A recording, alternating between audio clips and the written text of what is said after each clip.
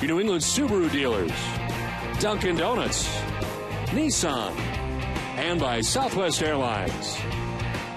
A beautiful night tonight in Boston as the Red Sox return home to begin a 3-game series against the L.A. Angels of Anaheim. The Red Sox tonight will feature Aaron Cook on the mound as he goes in game 1 of the homestand. He's 3-6 with a 4.58 earned run average. His 11th start of the year. On the other side for the Angels, Irvin Santana has not had such a great year. He comes in at 6-10 with a 5.59 earned run average. His 24th start of the year. The Red Sox meeting the Angels for the first time this year when we come back to Fenway Park for the first pitch right after this.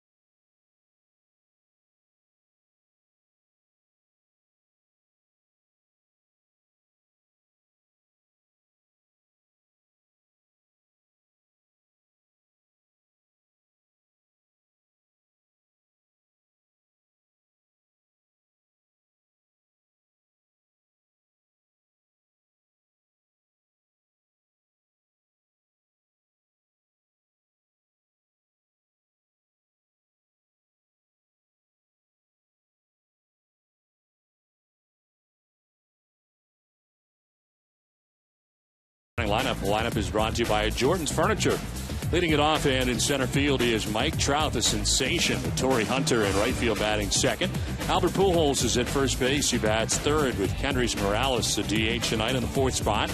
Mark Trumbo is in left field with Howie Kendrick at second base batting sixth. Alberto Callaspo at third base bats 7th with Eric Ibar at shortstop batting 8th. And Chris Iannetta, Rhode Island's own, does the catching. He bats 9th.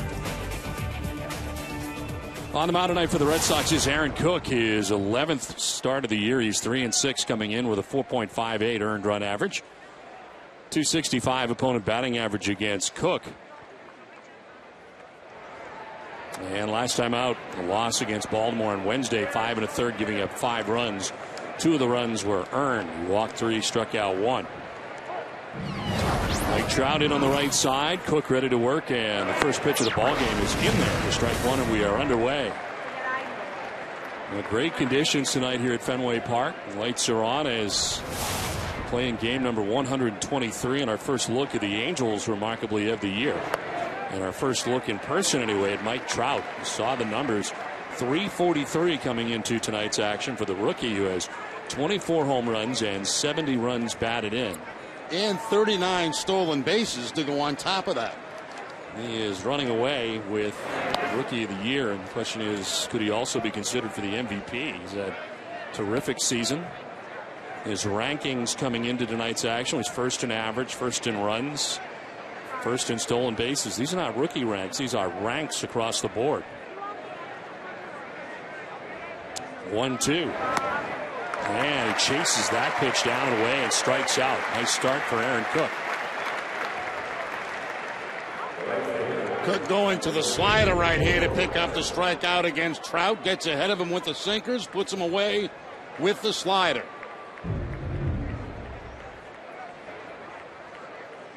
One down in the first inning for Torrey Hunter, hitting just under 300 at 299. 12 home runs, 57 runs batted in, a chopper to short. Belis on the high hop takes care of out number 2. The Red Sox defense is brought to you by Southwest Airlines. They are 5th in the American League with 67 errors on the season. Pedro Siriaco at third base. Mike Aviles at shortstop. Dustin Pedroia at second. Adrian Gonzalez at first. Left to right, Scott Pasednik, Jacoby Ellsbury, and Cody Ross. And Jared Saltalamacchia doing the catching for Cook. 2 down here in the first inning. Albert Pujols. Our first look at him in an Angels uniform as he comes in as in his first year with the Angels and had a very slow start to his career in an Angels uniform. As part of our key matchup tonight, brought to you by New England Honda dealers. The 1-0 is going to miss. It's 2-0. People were wondering when we would see the first home run. He had quite a drought to begin the year, but he has turned things around, and certainly the Albert Pujols numbers are back again. He's got 28 home runs, 85 runs batted in. And a pop-up foul ground that'll get back and out of play. I was watching him, Don, during batting practice today, and he put on quite a show here at Fenway Park. One after another over that left field, right out of the stadium in left field. This is the first series that he's appeared against Boston since 2005, and was a member of the Cardinals, of course.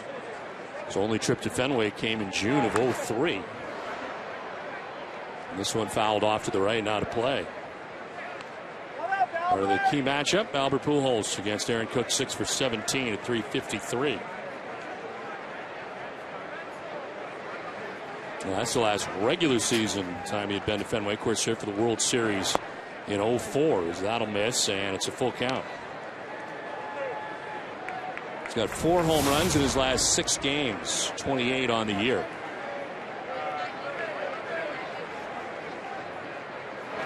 3-2 is on the ground and foul.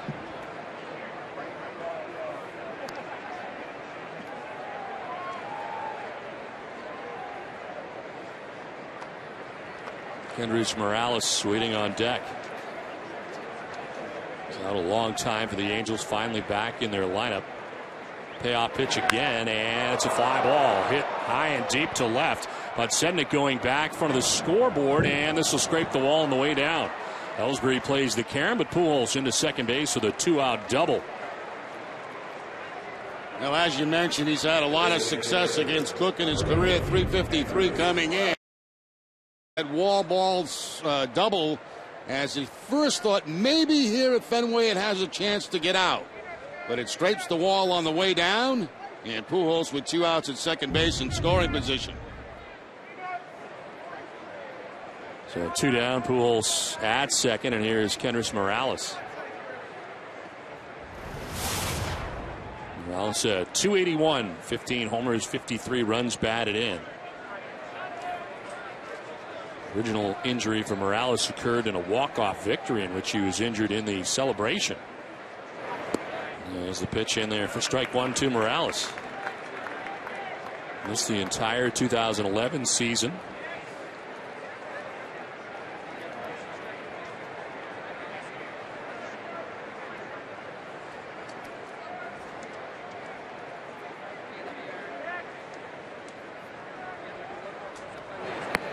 Morales takes a strike over the outside corner. It's 0-2. We're available as telecast can be heard in Spanish by selecting the SAP button on your television remote. The SAP function is brought to you by Coors Light and Super Liquors in Fitchburg. Enjoy the game. Buenas noches, amigos.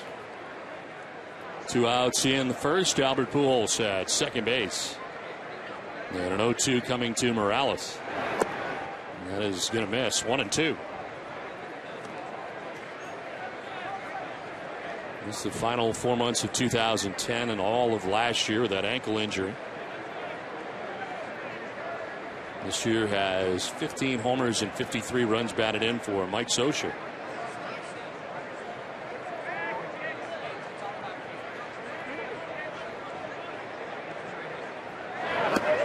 Pitch inside, and it's 2-2. Well, today is day 1 of 2 days of the WEI Ness and Jimmy Fund Radio Telethon, and we hope that you will donate a gift here tonight, and the number is 877-738-1234. It is right above the score, and there is the Arbella Insurance Foundation tote board.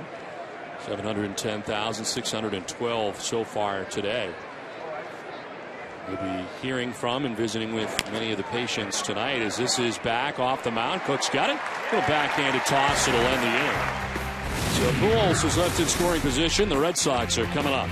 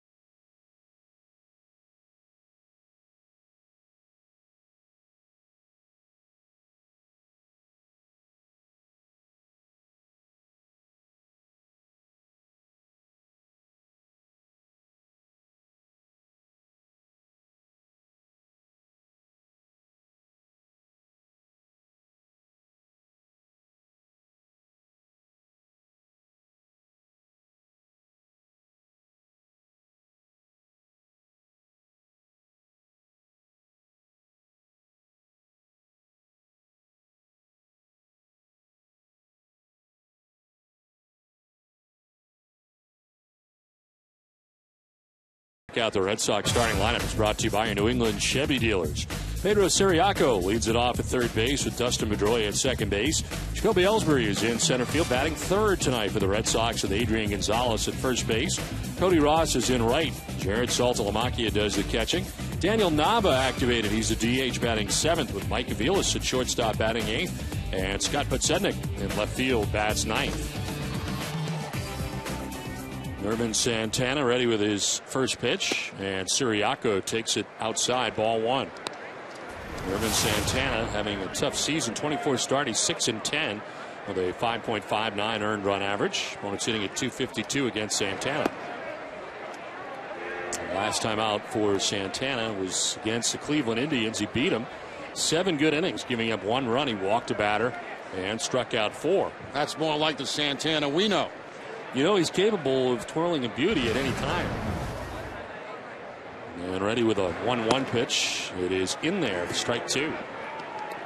In his career against the Red Sox, he is 2-3 as we look at Ciriaco's numbers.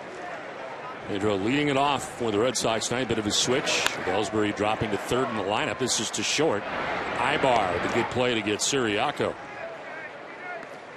The Angels defense is 7th in the American League. Alberto Carrasco will be at third base. Eric Ibar, the shortstop. Howie Kendrick at second, and Albert Pujols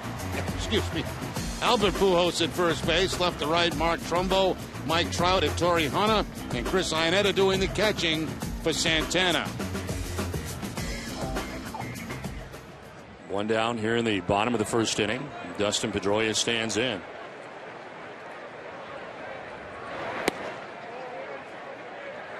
Jerry, your thoughts on Ellsbury batting third in the Red Sox lineup tonight? Bit of a change. A little bit of a change for the Red Sox, and Bobby Valentine explaining it that maybe he'll be more aggressive out of the third spot.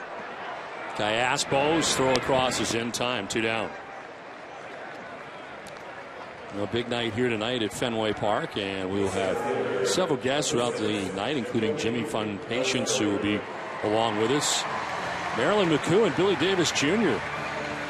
The Yankees White Sox are playing tonight in Chicago. Get you an update on that series. That started last night. Two down here in the first inning as Jacoby Ellsbury bats.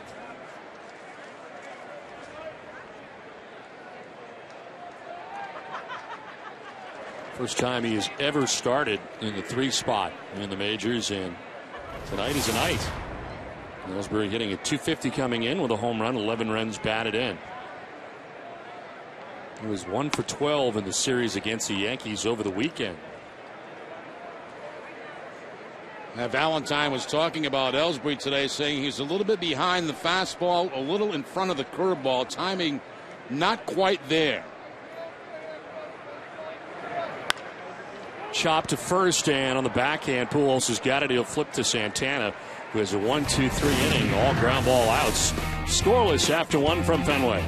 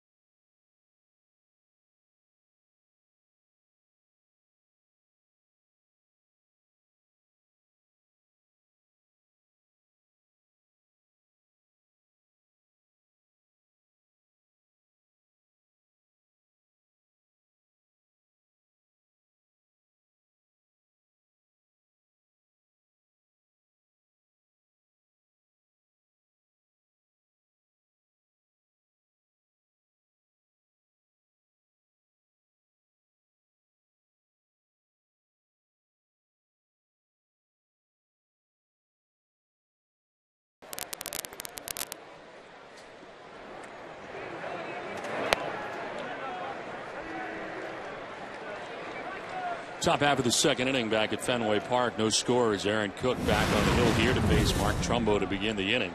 As I mentioned, throughout the night, we'll be visiting with many of the patients. And Linda Ubertini is with us from Walpole, Massachusetts. Great to meet you, Linda. Welcome up to the booth. Thank you very much. It's great to meet you. Thank you. Nice to meet Hi, you, Jeff. Linda. How are you? Good. Recently diagnosed with breast cancer, and tell us a little bit about how you're feeling right now and how things are going. I feel great.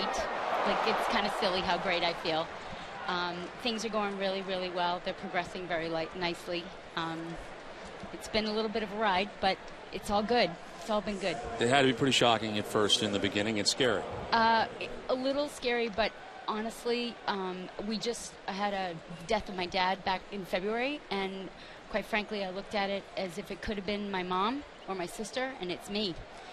And that's okay. That's okay. Well, tonight is a very special night, and the first time you've been involved with this, obviously, here in this situation.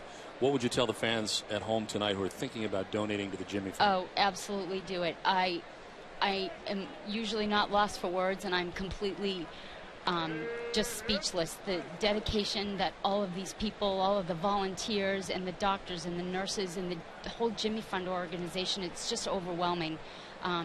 I've been watching the telethon all day since 7 o'clock this morning, and it's just been an incredible experience, and I'm really honored to be asked to be here, truly. Well, you're normally a very active person. I am. All this exercise. Tell us a little bit about that. So I've been a fitness instructor for over 25 years, and the one thing I tried to do during this whole process was remember who I am. The cancer, I think, infiltrates your life to the point where you kind of lose your identity almost. And fitness is my identity. for a lot of what I do, and I decided I was going to push through, and I continued to teach, and it has been a really safe place for me to go when I hit that day when I'm maybe not feeling so great. What part of treatment are you in now? I am 3 treatments away from being done with chemotherapy, and then I'll start radiation probably in October.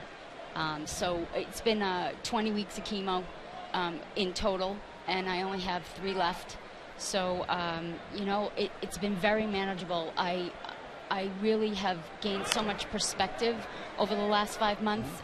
Cancer is cancer, and I don't mean to make light of my diagnosis, but I'm sitting up, my husband and I are sitting up in the stands with these tiny little children who have also been diagnosed, and people who have a far worse diagnosis than I do, and perspective is a big teacher for me. So I'm really blessed. What advice would you give to other people who are battling cancer as we speak?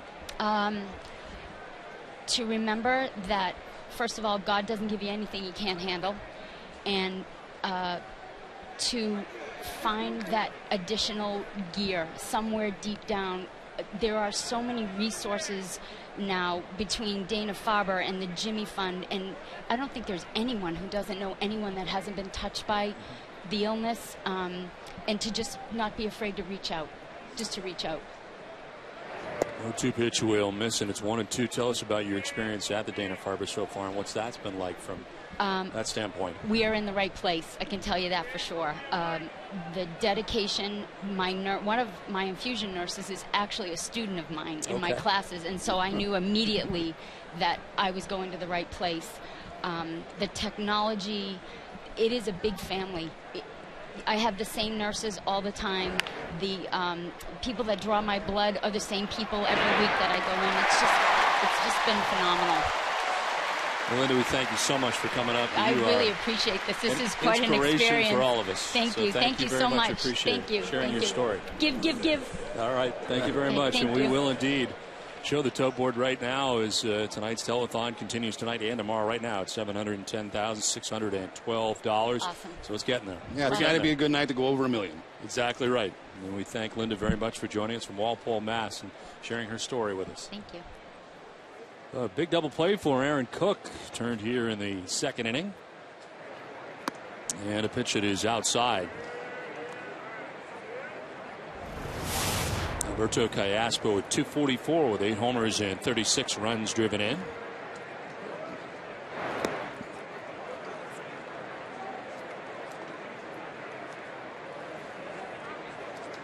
Callaspo, the final out in the no-hitter for John Lester, who's a member of the Kansas City Royals at the time. As Callaspo struck out to end that no-hitter for Lester. Now a member of the Angels.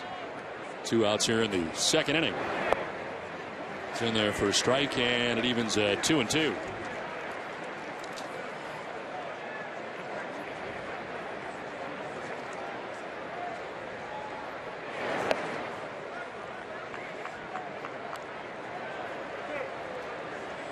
Vote for the Amica Pitcher of the Week at Nesson.com/Amica and enter to win a $100 gift card from Nesson to the Yawkey Way team store.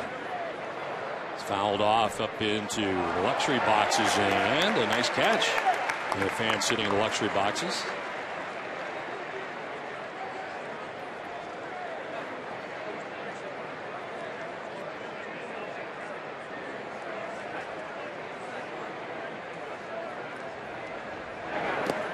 That'll skip in for ball 4, and down to first base goes Callaspo. First walk delivered by Aaron Cook. Well, don't just beat the heat, annihilate it. Hurry into the Cumberland Farms Chill Zone and mix up your favorite fountain or frozen beverages for just 89 cents any size. The Chill Zone, only at Cumberland Farms. 2 outs in the second inning. Alberto Callaspo first base, and Eric Ibar coming up. 276, 7 homers, 35 runs batted in for the Angels shortstop.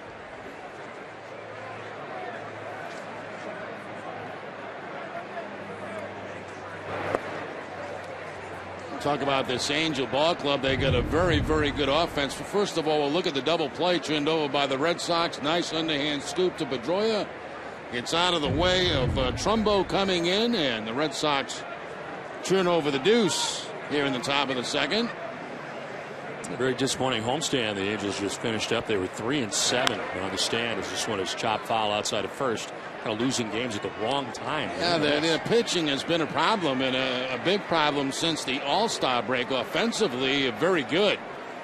They do a lot of things well. They score a lot of runs. They have hit home runs. They've steal bases, but they were swept in a 4-game series against Tampa Bay. And look at the runs allowed, 37 runs in that 4-game series.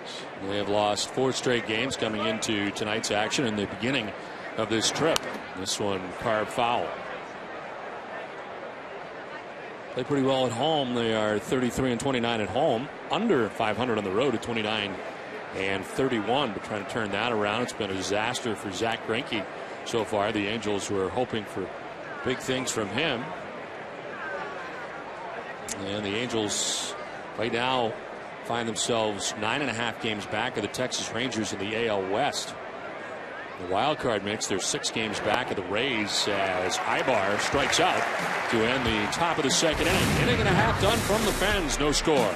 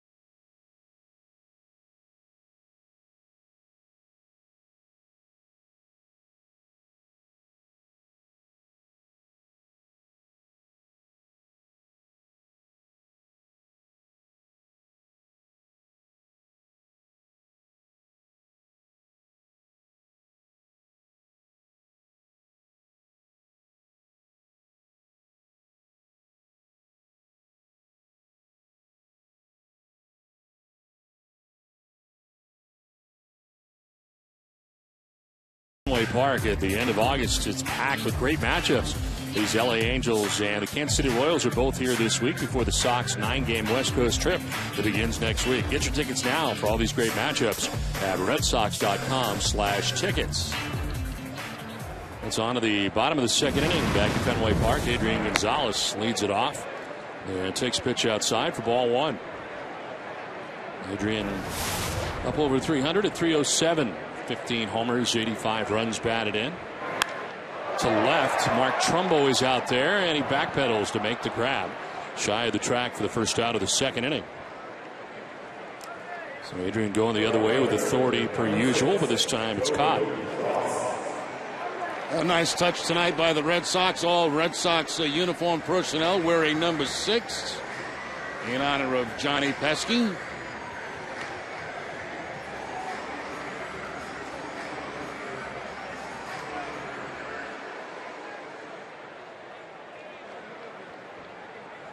One out here in the second inning. Cody Ross standing in at 272. 18 homers and 60 runs batted in.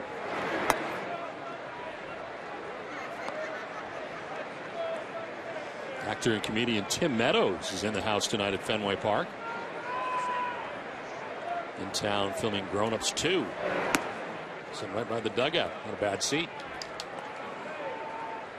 Yeah, the movie must be a good one. That's good seats, good movie.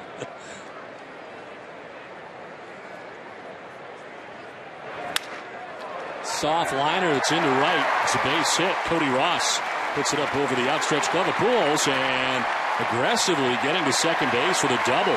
He was thinking double all the way. Yes, he was. When he made contact and he saw that soft line drive go up over the head of Pujols, he was thinking about two bases immediately.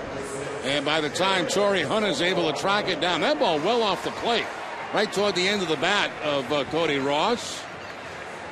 He's thinking about double right now, and he has no problem getting it.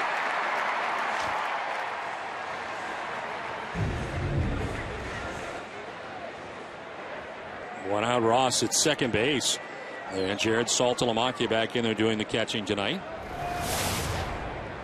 Sharing time with Ryan Lavarnway now. He hits at 227, 20 homers, 47 runs batted in, and a pickoff play at second, but Ross back to the bag. Ibar coming in from short.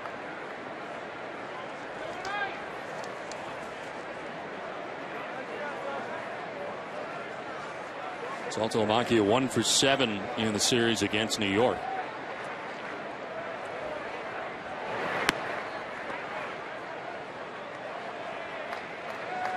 Career high 20 home runs for Saltalamacchia. Second in the majors among catchers.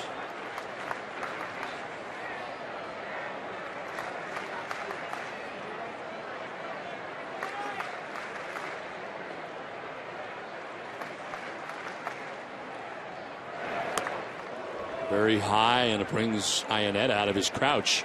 And we'll talk it over with Urban Santana. Now Santana will feature that fastball in the low 90s, as you've seen, that slider, also the changeup. Mike Butcher, the pitching coach of the Angels, looking on. Next half inning, Marilyn McCoo and Billy Davis Jr. will join us in the booth. They're part of the Johnny Pesky ceremony tonight and here for the Jimmy Fund. One out runner at second as Saltalamacchia takes the 2-0 for ball 3, 3-0.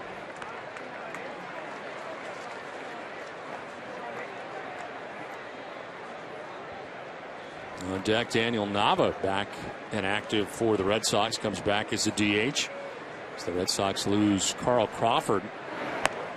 He headed for surgery on Thursday. As down to first base goes Saltalamacchia on a 4-pitch walk. Arbella Insurance Foundation is a proud partner of the WEI Ness and Jimmy Fund Radio Telethon. This season, they're making an extra effort to drive out cancer by donating $100 for every extra base hit by Red Sox batters, up to $50,000. Don't miss our coverage of Day 2 of the WEI Ness and Jimmy Fund Radio Telethon, presented by Arbella Insurance Foundation tomorrow.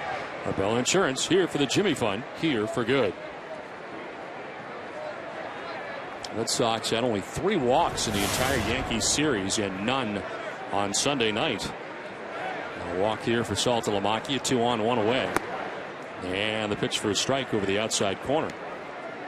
Jerry, it seems to make sense that Carl Crawford, who played very well in limited time this year, will get the surgery done now and be ready for 2013. Well, I think so, considering the fact that the injury got worse. You know, had it stayed the same, I would say play it out until the Red Sox are out.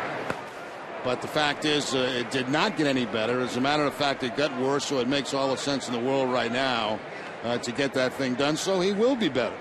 Be back for next season. But you got to like the way he played when he played. He played very well. He really did. It was the Carl Crawford that we expected, the Carl Crawford that we saw in Tampa Bay. Yep, you're exactly right.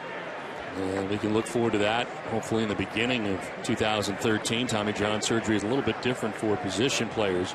Generally 6 to 9 months. You're open for more the 6-month part. So the 0-2 will bounce in, and it's 1-2.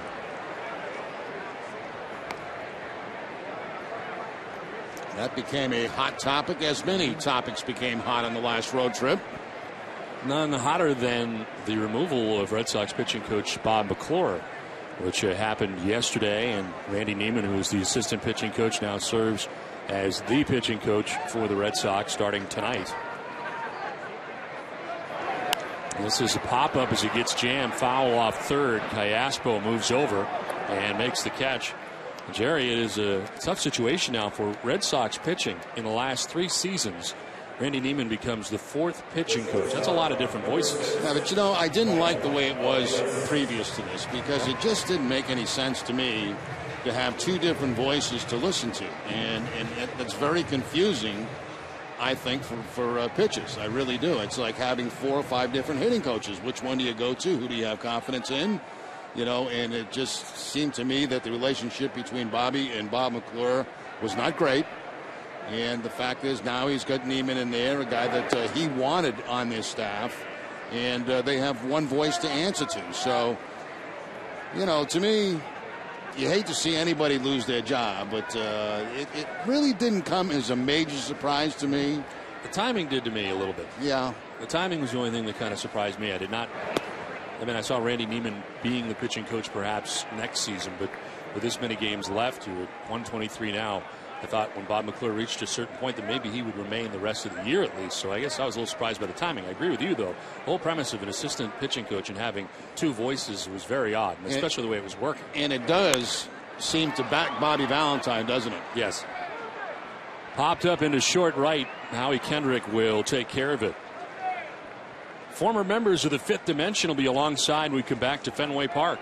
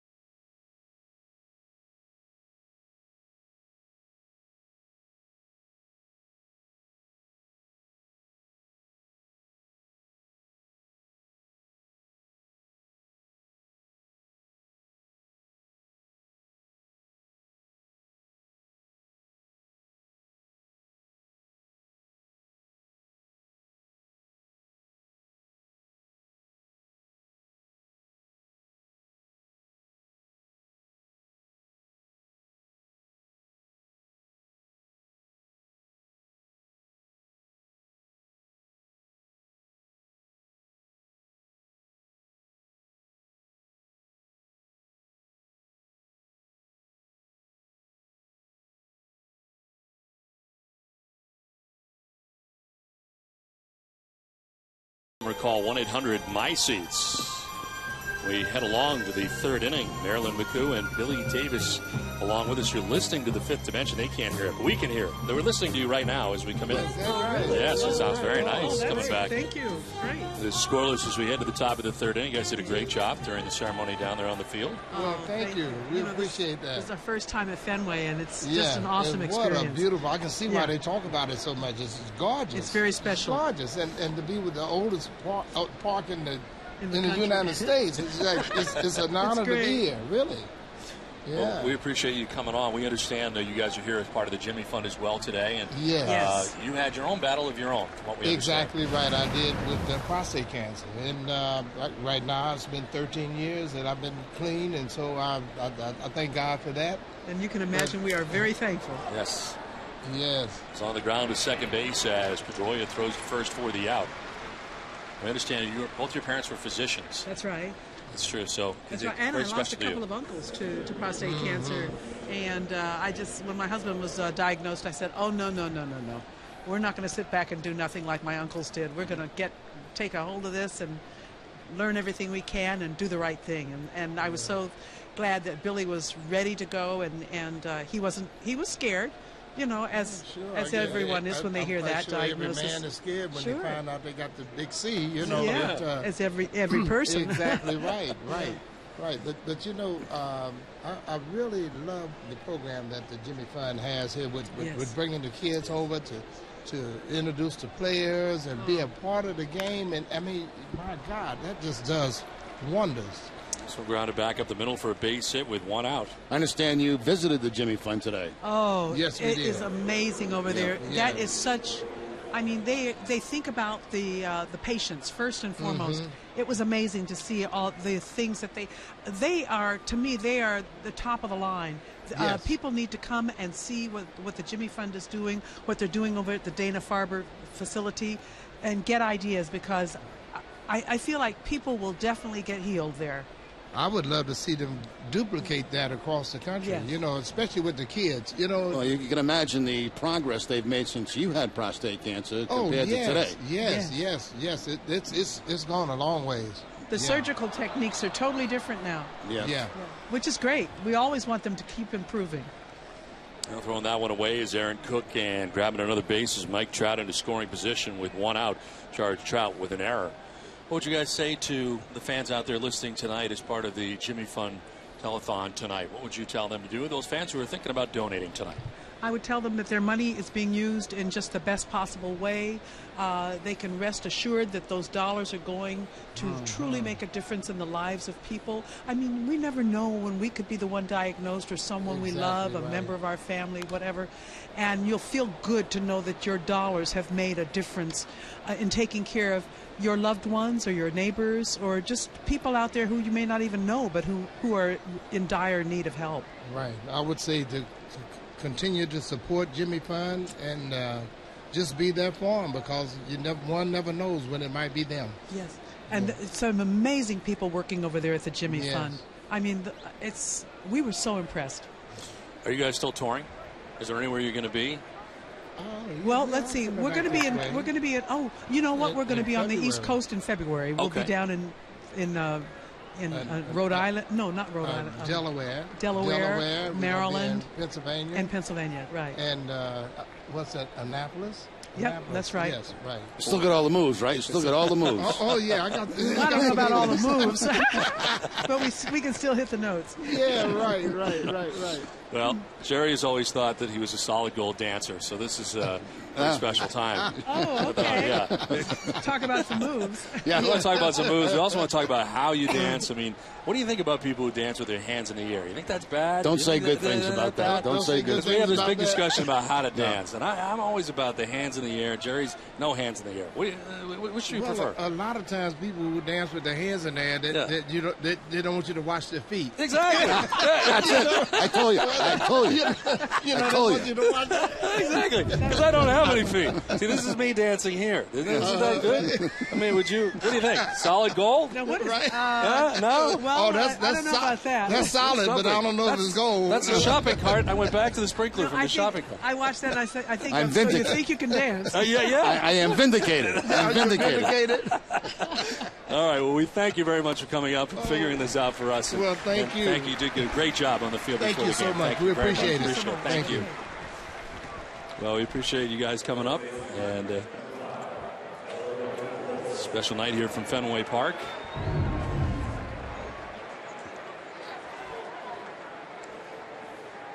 And season high in strikeouts now for Aaron Cook. He's able to get Torrey Hunter, who's been struggling. He is 0 for 2 in the game. Not out of the woods yet, though. You got Albert Pujols coming up here, the runner at second base, and 2 down.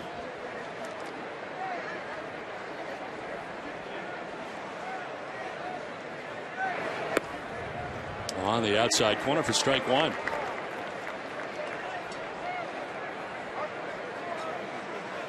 Single for Trout, took second on the miscue charge to Aaron Cook, Red Sox pitcher.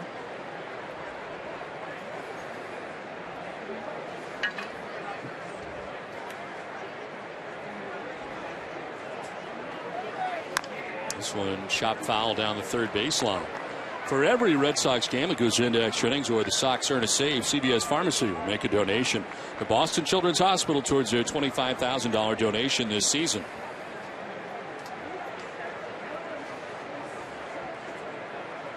I guess all I have to say is enough said. I guess so. You're talking to professionals. They pretty much lost that, didn't they? It's kind of sad. Nope. We asked an authority and pretty much got the answer. Yeah? It's game over. You feel pretty good about yourself right now, don't you? Well, I knew I was right all along. I just needed professionals and here to prove it. That was a great line, too. People who do that do not want you to watch their feet. That's correct. That's a great line. That's true.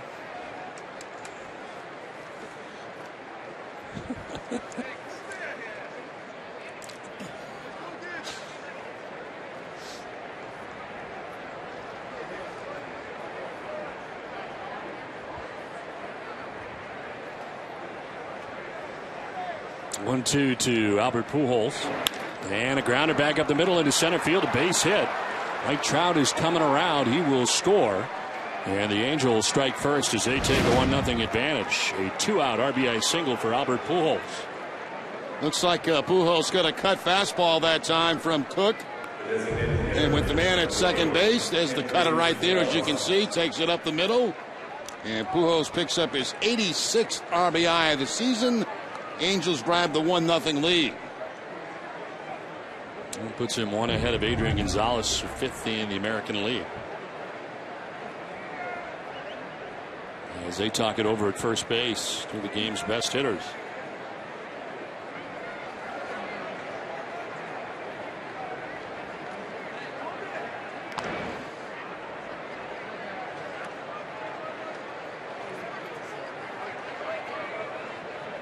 Andres Morales batting here with 2 outs and Pujols at first base.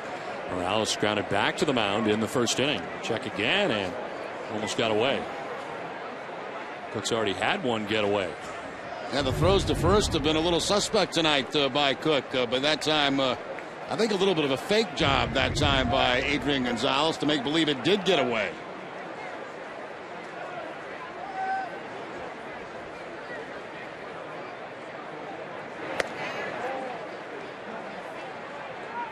Red Sox playing from Morales to Pole. Center fielder Jacoby Ellsbury.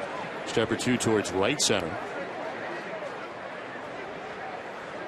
And deep at second base is Pedroia. Stride on the outfield grass. It's outside 2-0.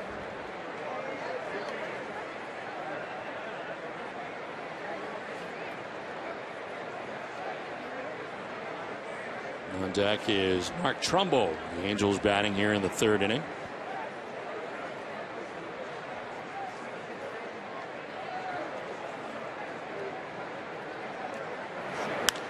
In the air to left, but Sednick is over and under to make the catch. It ends the inning. Angels get on the board first. They take a 1-0 lead to the end of 2.5.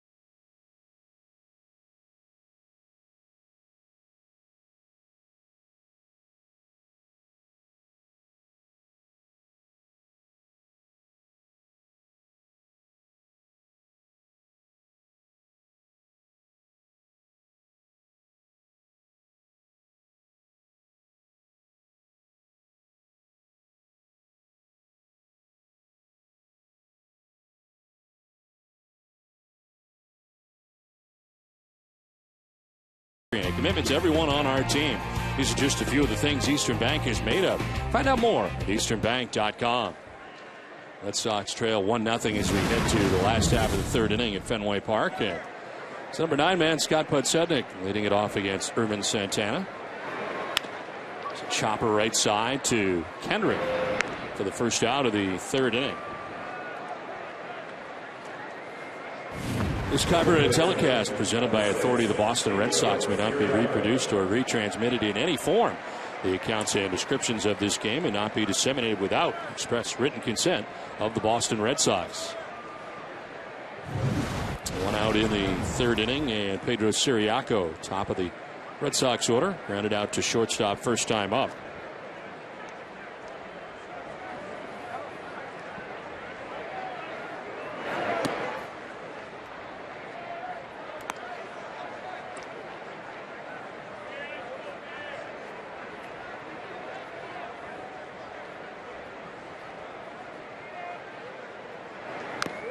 Rolled over foul, and it is 1-1.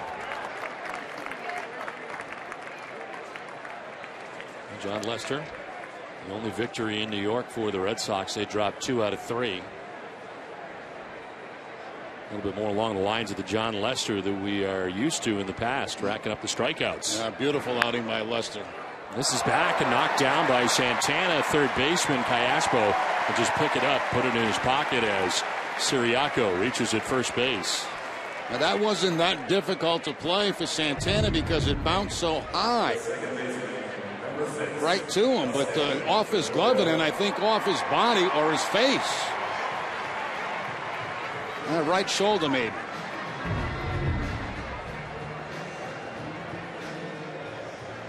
I mean, those are the kind, if they're going to go back to the mound, pitchers dream of. The ones that are nice and soft and right back at high. By that time, Santana could not hold it. Enter to win VIP tickets and pit passes for you and 3 friends to watch the Sylvania 300 NASCAR event at New Hampshire Motor Speedway. Visit NESN.com/Sylvania to read the official rules and enter to win by September the 9th. Santana backs off and looks Siriaco back to the bag. Siriaco got credit for a base hit. It's 2 hits for the Red Sox on the night.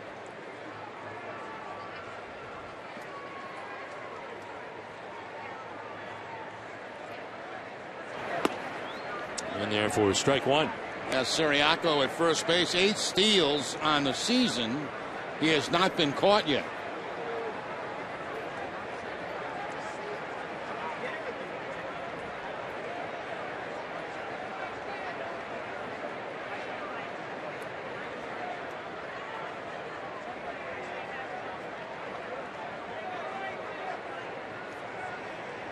Next half inning, Ben Gruen will join us from Winchester, New Hampshire.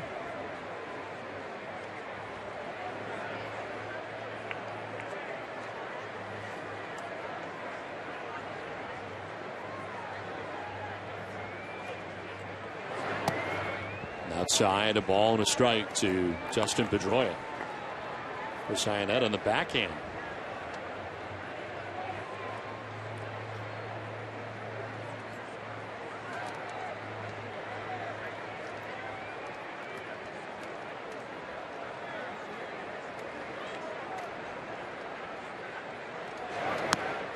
Going away 2-1. Sionetta, the catcher for the Angels, born in Providence, resides in Providence during the offseason. Of course, participated in track and field at the University of Rhode Island. And a St. Ray's Academy. From track and field to behind the plate in the major leagues. And it was with the Colorado Rockies at one point before going to the Angels. 29-year-old.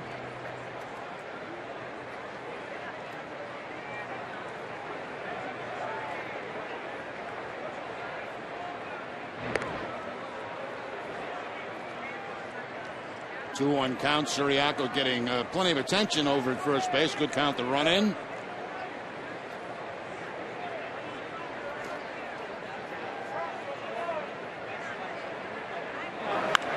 Least foul out ahead.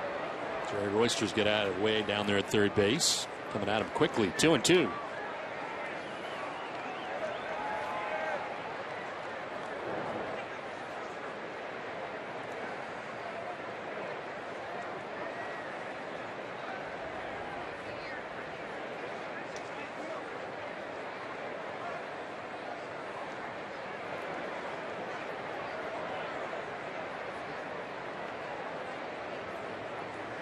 Taking off Siriaco, and grounding one foul is Pedroia as it hangs at 2-2. Well, you can win 4 Green Monster tickets when you go to RedSox.com and enter the Where's Wally sweepstakes, courtesy of your New England Ford dealers. Ford is the official truck of the Red Sox.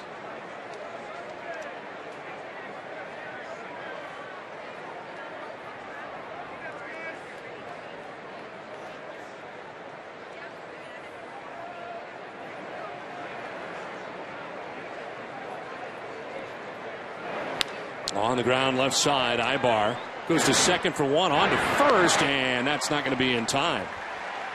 And nice job there at second base by Siriaco as he takes out Howie Kendrick at second. Yeah, I'm surprised Kendrick even tried to turn that over with Pedroia going down the line. The ball was not hit very hard, and Siriaco right on top of him. Watch Siriaco take the legs out from Howie Kendrick. Throw at first base, not even close to getting a double play. I'm just kind of a little bit surprised he tried to turn that over.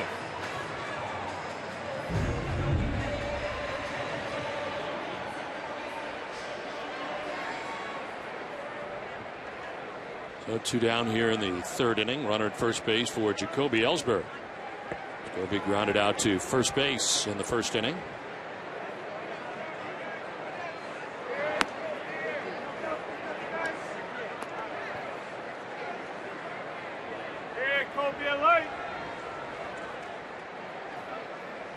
For Santana, his 11th career start against the Red Sox, first start of this year.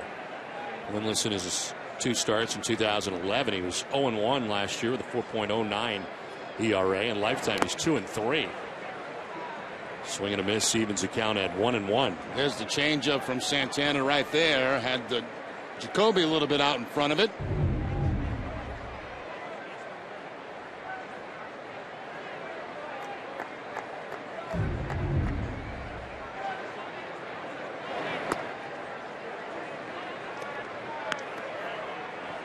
Eighth major league season for Santana. 93 wins in the majors coming into tonight's action. Has 6 this year. And lost his first 6 starts this year, but 6-4 in his last 17. And 4-0 in his last 4 starts.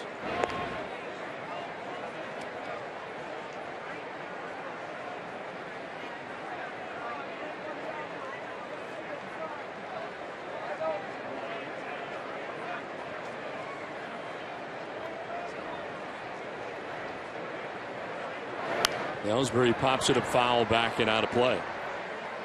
It's amazing. Here it is, August 21st, and it's the first time we've seen the Angels all season long. Very strange, doesn't it? Crazy.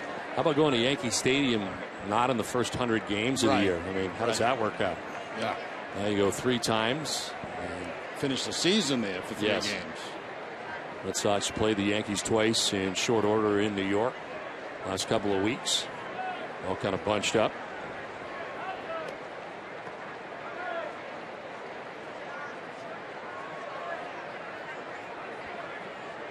Adrian Gonzalez waiting on deck. 2 outs. Runner at first here in the third inning. And a liner into right field for Ellsbury. Pedroia will touch second, head for third base. Torrey Hunter gets it back in. But the Red Sox have runners at first and third with 2 down.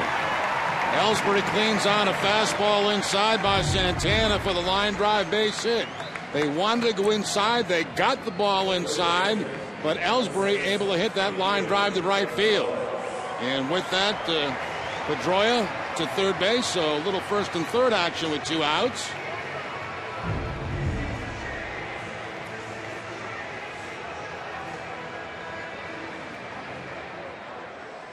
Two on, 2 down. Adrian Gonzalez, a battery flied out to left field in the second inning. And his second look at Ruben Santana tonight. Strike one.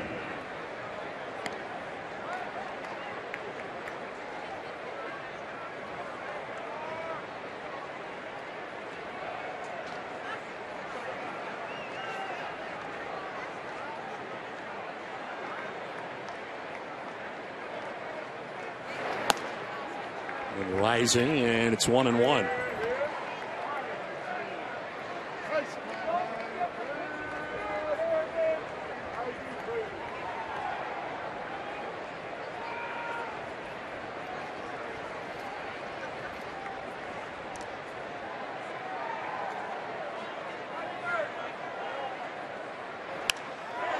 And foul down the right field line, 1-2.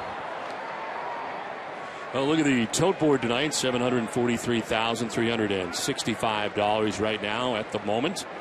And the Umbrella Insurance Foundation tote board. And again, the number 877-738-1234.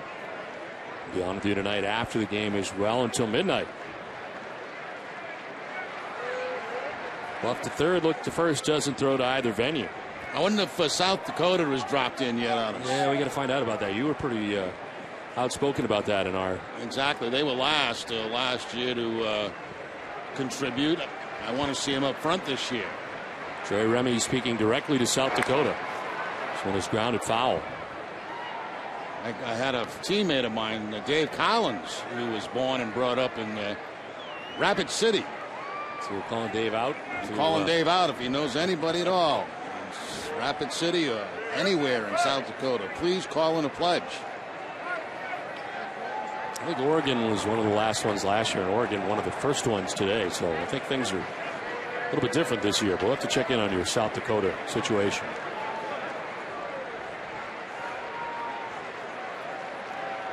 First and third, two down, 1-2. Gonzalez strikes out. Big strikeout for Santana. Keeps it a 1-0 Angels lead at the end of 3 innings.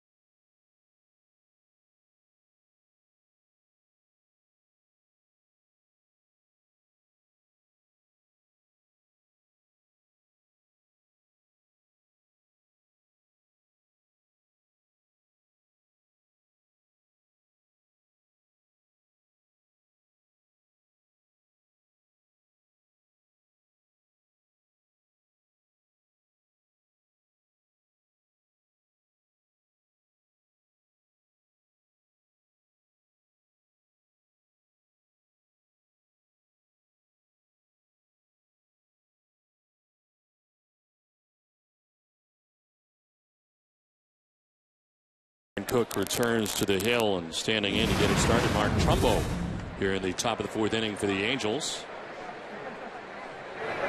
This one fouled off. Great to have with us Ben Gruen, who joins us. Been a captain in the Army and a helicopter pilot. He signed up in August of 2004. Has been serving our country for 7 years. You were living with your family in Hawaii, and tell us a little bit what happened after that, story-wise. Basically, a couple months after we moved, started having issues with my my run time in the mornings for physical training, and a couple weeks of it, I decided to see the doc. Saw the flight doc. He took an X-ray, couldn't figure out what was wrong, referred me to a pulmonologist, did a lot more like lung function tests, and eventually after about 2 months, they took some more scans and realized that, you know, a little bump they had seen turned out to be a lot bigger.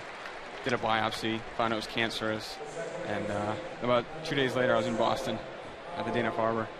So one of my oncologists in Hawaii, an Army doctor, knew a doctor at Dana-Farber, and when he knew I was from the Boston area, he's like, we're going to get you to Dana-Farber. That's where you need to be. That's amazing how it comes full circle and brings you back home again. Right, yeah. Well, tell us a little bit about your experience at Dana-Farber, what that was like for you at such a young age to be there battling cancer. It's been really great. Basically, I got there. I was on a liquid diet. I couldn't eat anything. It's hard to swallow. And within 12 hours of being in the hospital, they had me on the chemotherapy and the steroids, and I was able to eat a meal that night, which is fantastic. And pretty much since then, I've had some ups and downs, but mostly ups, and I feel 100% now. And it's all because of the doctors and nurses at Dana-Farber. When did your treatment start? It started January 4 of 2011, and it finishes next September. What are you able to do in the meantime as far as exercise and everything else? I'm 100%. I can do as much exercise as I want, and I work at UNH in the Army RTC department up there. So I'm not doing exactly what my job is in the Army, which is flying, but I'm still being productive for the Army. And that's. Would you like to get back and do that again? Oh, absolutely. Yeah. As soon as I'm done with treatment here next September, I'm heading off to Fort Rucker, and that's where I'll be. Well, today a very special day for everybody. What would you say to the fans out there thinking about donating tonight? If you can, spare $5, $10, $1,000, whatever you can spare. It's going to help the research and patient care at Dana-Farber. Their staff is fantastic. The support staff, the nurses, the doctors, but also the people behind the scenes that you never see is all the researchers and doctors who are, with their little microscopes and doing all the tests, that if they didn't do those tests, there would be no cure for my cancer. And, I owe to them, obviously, for my cure. So, if you can afford it, or if you can just cut a little bit, send some money, absolutely. So far, $777,000, as we just saw on the tilt board. What advice would you give to other people who are battling cancer as you are right now? Look it straight in the face. Get your support team, whether it's your family, your other patients, doctors, friends, whatever. Basically ask for help and just drive on. You can do it. Seems like people forget about how it affects the family also. So when it's grounded right side, it'll find its way into right field. Around from second base comes Kendrick. He'll score. Throw goes to second, and they have got Ibar kind of in a rundown here, keeping an eye at third base as they do finally get Ibar. They're keeping an eye over at Cayaspo, who had reached at third as the Angels take a 2-0 lead. A ground ball that gets by Gonzalez and Pedroia. You can see the ground ball through the infield, just kind of squeezing both of them. And, of course, the run will come in to score around first base, a little bit anxious. And the Red Sox able to get the run down. It took a little bit longer to get him out than they expected, but finally did retire. And now it's a 2-0 Angel lead on a seeing eye ground ball through the right side of the infield. You talked about the diagnosis, and it's tough on everybody. But when you got to Dana-Farber, did you find some kind of a comfort level right away with the people you surrounded with? Oh, absolutely. Just the fact that my doctor, that I still have now, Dr. David Steensma, he very first day introduced himself, and he was pretty much back every morning checking up on me, doing like little basic tests, taking the time to answer my questions, answer the questions of my parents, my wife, the friends who were there, and they're just fantastic. I mean, the nurses were just great. I was on a weird schedule, so I got my chemo around midnight, and so I was up till 2 or 3 o'clock in the morning. One hopper off the glove is short of Aviles, and this will score another run as Cayaspo comes in from third base. Iannetta is at first base. It's an RBI single, and it's a 3-0 Angels lead. I've started to ask you about how the impact of the family it is. It really is very hard on the family surrounding you, I would imagine, as well. Yeah, my wife actually had to stay back for about 2 or 3 weeks while I took our 2 kids at the time back here to Boston. She had to stay and pack the vehicles and all the household goods for the Army to move it back here. And so she was there about 5 months pregnant, and she stayed there by herself a couple weeks doing all that. That was pretty tough. And just the kids, they stayed with my parents. They couldn't obviously stay in the hospital. It was definitely tough. Not as tough for me as probably for them and my extended family who had to kind of watch me going through this. Definitely tough. But it wasn't as tough as I was expecting. So I was really thankful for that. It could have been a lot worse, I think.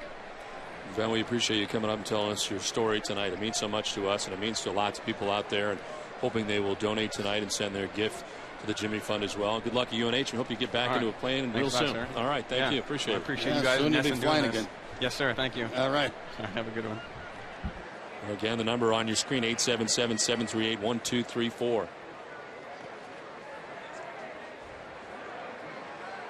2 runs in here for the Angels in the top of the 4th inning. Action for the first time tonight for the Red Sox as Clayton Mortensen warming up.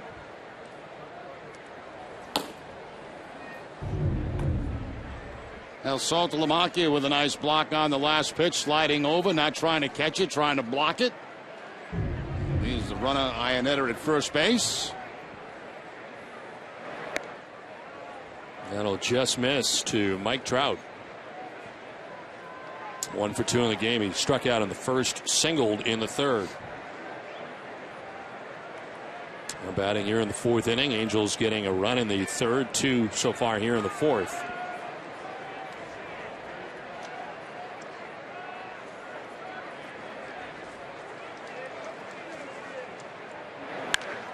On the ground and quickly through into left field. Base hit for Trout is up to second base goes Iannetta. And that is now 5 hits in the inning for the Angels. Yeah, those ground balls now are starting to find holes. The second hit of the night for Trout. 2 for 3 as he finds that hole between third and shortstop. Sinker inside and pulling it by Aviles.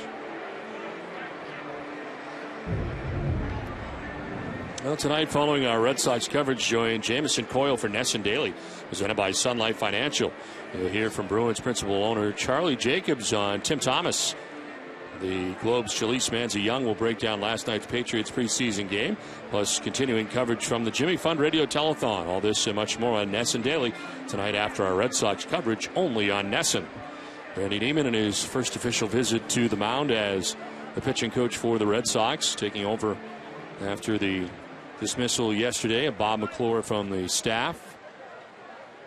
The pitching line is brought to you by Ace Ticket. 3 2/3 for Aaron Cook. 9 hits. 3 runs so far. A walk on 4 Ks. Mentioned 5 hits in the inning. They're all singles here in the 4th inning. There's Torrey Hunter. Hunter 0 for 2. He's grounded out to short and struck out looking.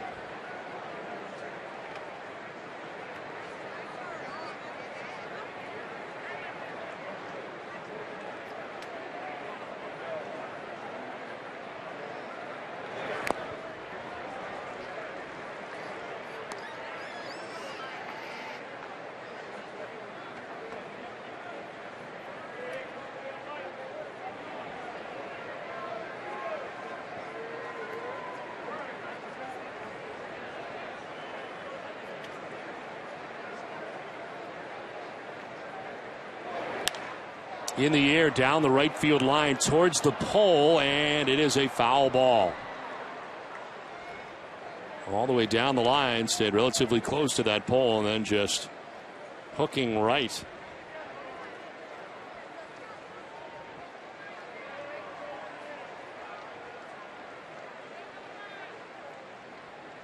Torrey Hunter, who has 12 home runs on the year, making a bid down the right field line here at Fenway.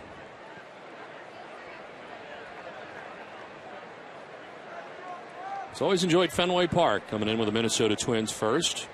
Now the Angels, a .332 career hitter here at Fenway.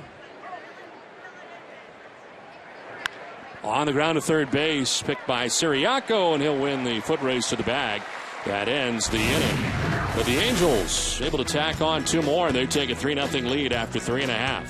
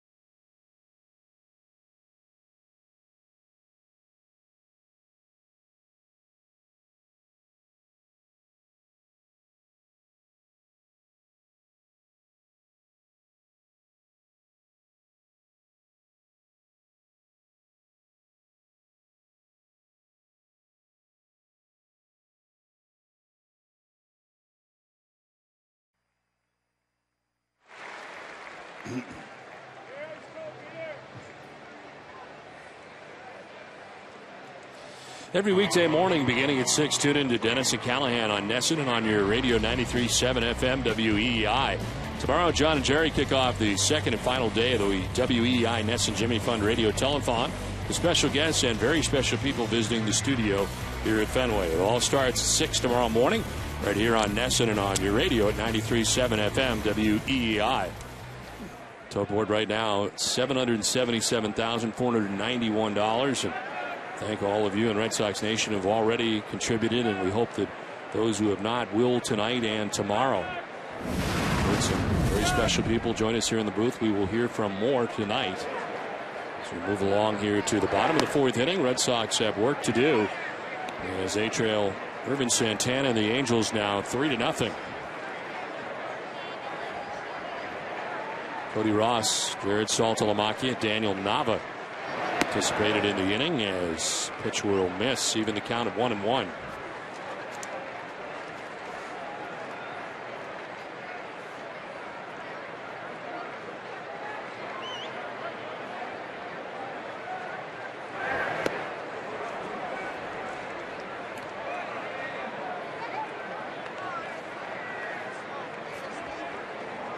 Next half inning, in case you missed it, we will take a look back at the pregame ceremony here at Fenway Park and the Pesky tribute.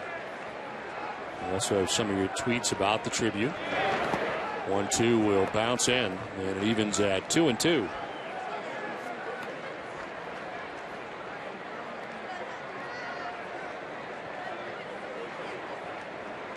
First Red Sox home game since the passing of Mr. Red Sox Johnny Pesky. This one misses to Cody Ross.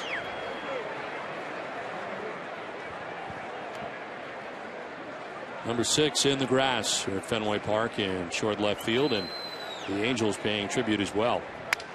This is a little pop-up outside of first. Albert Pujols makes the catch. Cody Ross is retired.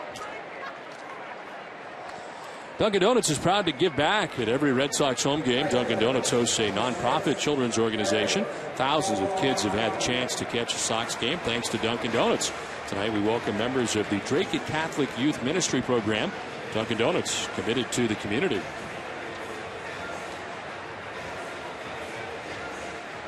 One out in the fourth inning.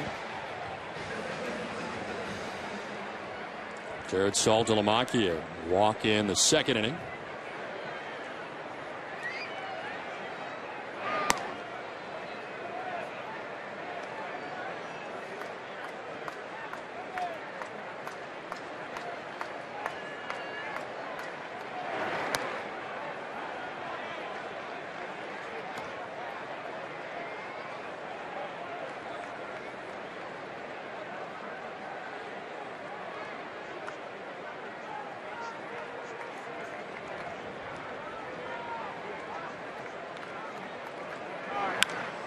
Line and caught at second base. Howie Kendrick timing the leak perfectly, and he makes the catch for the second out of the inning. That sounded a little bit like it was toward the end of the bat of Saltalamacchia, and Kendrick times it perfect at second base to take a base hit away from Saltalamacchia. Showing some ups. It's time to check out the Ace Ticket scoreboard tonight. The Tigers have a 3-0 lead as Max Scherzer and Ricky Romero match horns there in Detroit. They're in the fifth as Kansas City and Tampa Bay. Hochevar and Price, both the first-round draft choices, going head-to-head in that game without a score.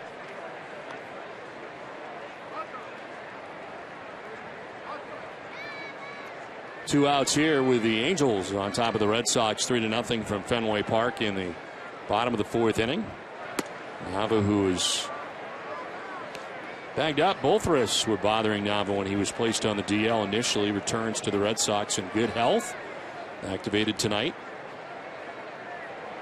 as was Vicente Padilla back in the bullpen for the Red Sox, with Danny Valencia sent back to the Pawtucket Red Sox. All kinds of things going on, Jerry. Very busy day. Yeah. Very busy day yesterday and today at the ballpark. Even though yesterday there was no game. Sometimes those can be the busiest days. 1-2 is outside, 2-2.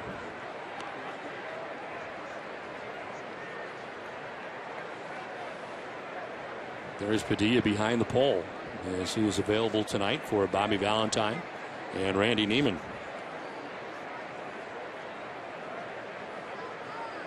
Two to Nava. And a swing and a miss. Nava down on strikes.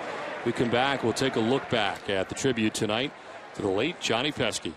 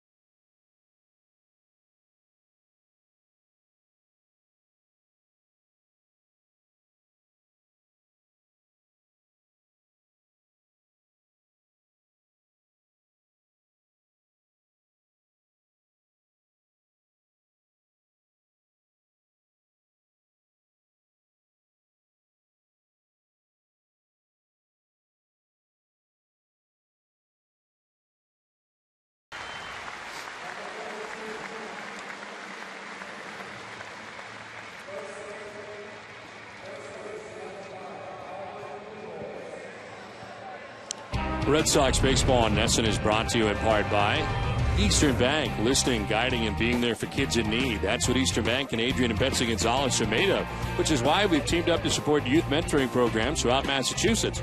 Find out more. Go to easternbank.com/Adrian. Well, it's 3-0. The Angels on top of the Red Sox. Top half of the fifth inning back at Fenway Park.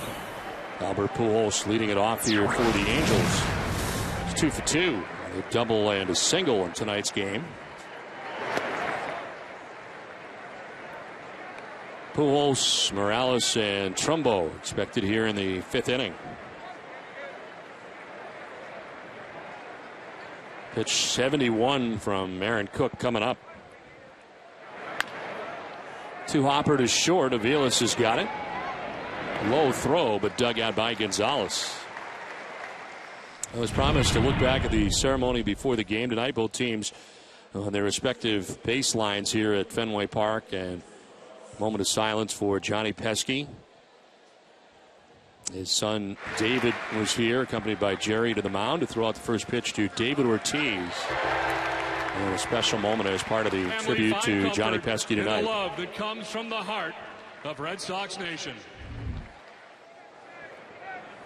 One out of the inning for Morales. Morales grounded back to the mound in the first inning. Flied out to left in the third.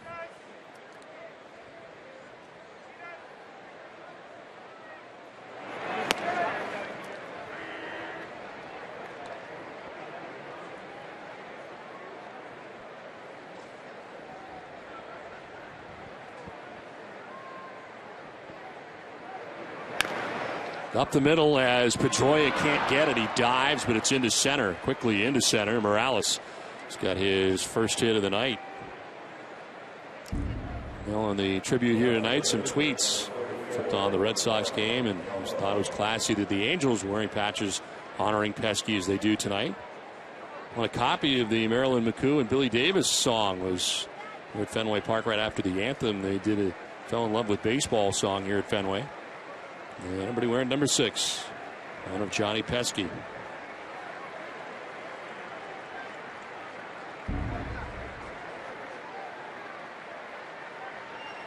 Angels have 10 hits in the game. 9 of them are singles. Mark Trumbo standing in. He's got a single back in the 2nd inning. He was 1 for 2.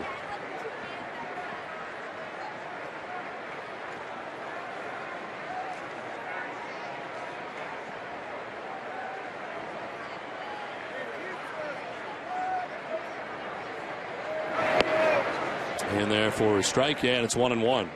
Clayton Mortensen was up last inning. He is up again.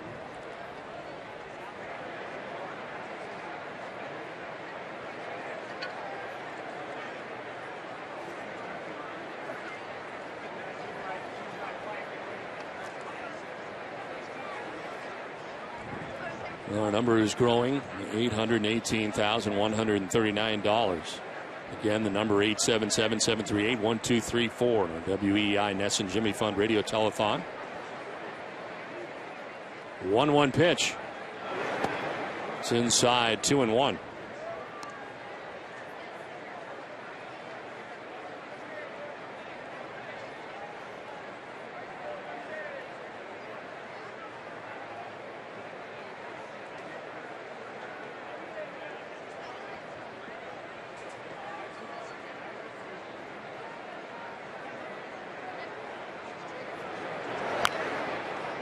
Foul down by the shoot tops. See that a lot when Aaron Cook is pitching. The sinker ball pitchers. Randy Neiman gets on the phone to check on the availability of Mortensen, whether he's ready or not.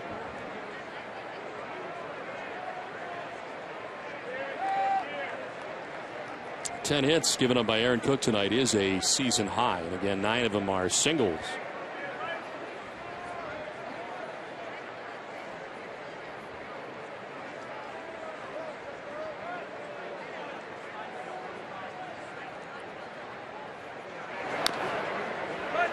It's time now for tonight's AT&T trivia question. Question of tonight is, who was the last Red Sox to play for at least 160 games in a season? We'll answer for you a little bit later.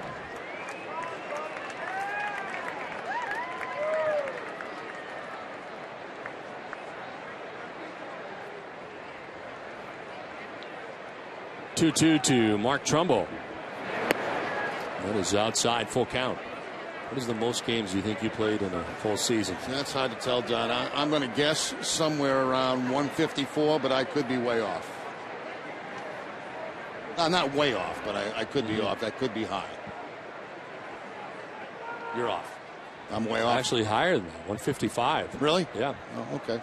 1982 with the Red Sox.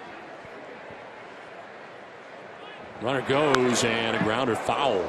Quickly over by the Angels dugout. 154 were the Angels in 1977. I didn't realize I was in there that much. Yeah, you were. You're an everyday guy. It's like being in the booth, right? In there every day. That's right. Got a few days off on national games, but that's about it. Yeah, we're about, 149, 150 a year? Yeah. Of the 162. Fox and ESPN with the other games that we do not do.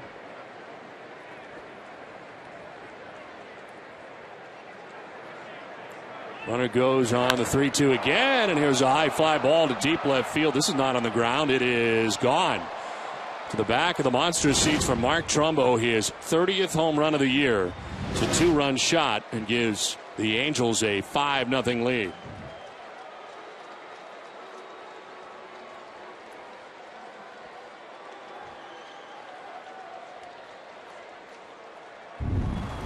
Well, we talked about this offense for the Angels, and there's a pitch at 91 miles an hour, stays up in the zone, and Trumbo up over everything in left field. 7th player in the American League with 30 or more home runs. And much like Albert Pujols, Mark Trumbo putting on a show during batting practice as well. As Siriaco across the diamond in time. 2 down. Well, we have seen this Trout-Trumbo combination with Pujols in the middle, and it's been impressive from afar. We're getting to see it in person here tonight. The Angels have a 5-0 lead. It's a little bit of relief for them as they have dropped their last 4 games. Tampa Bay went into Angels Stadium and took care of business in the 4-game series, not the way they wanted to end the homestand or even the homestand in its entirety. They were 3 for 7 as Mike Scioscia under a little bit of fire for the first time really in his career with the Angels. There's a contract that will keep him there through something like 2018, but starting to hear it from some fans. Is on the ground to second base. Pedroia throws to first, and Callaspo. And the Angels add 2 runs in the 5th. It's 5-0 Los Angeles.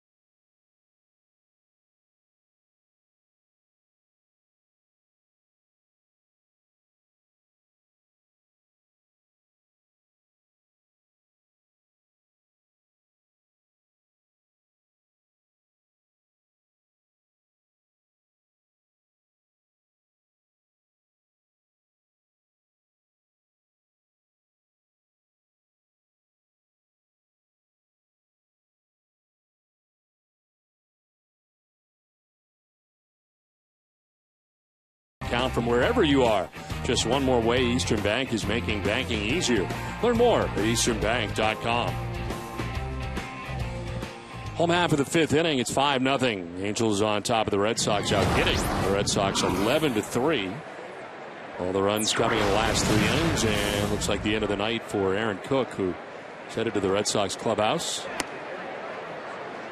90-mile-an-hour fastball zipped up and in to Mike Aviles, leading things off here in the 5th.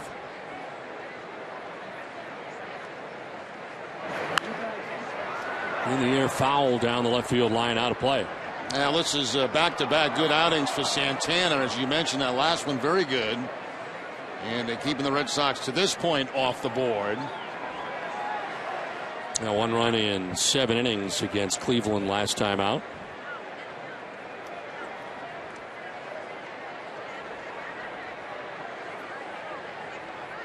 A 1-2 pitch. He's low and away in that series against Tampa Bay. They had only 1 starter get through 5 innings. They were swept in the series by the Rays. So Santana, he works in the 5th with a 5-0 lead. And a foul ball.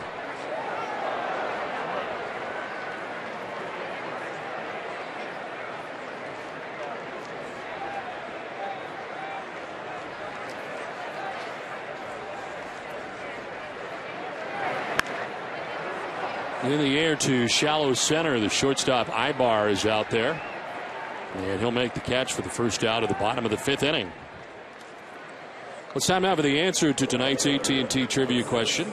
Was the last Red Sox player to at least have 160 games in a season? And the answer is Mo Vaughn. Played 161 games for the Sox in 1996. Was one of the 2 seasons he played 161 games. Also played 161 games with the Angels in 2000. Last season, the Red Sox had 2 players who played in 159 games.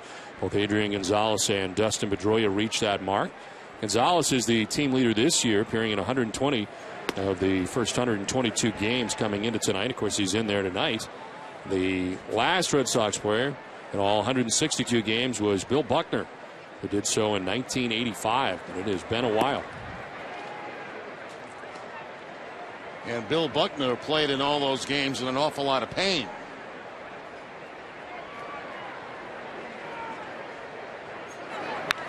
Lined and into right field, a base hit.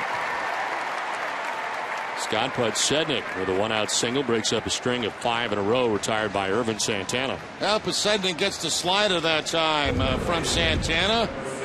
Is able to pull it hard by Albert Pujols at first base to pick up the base hit.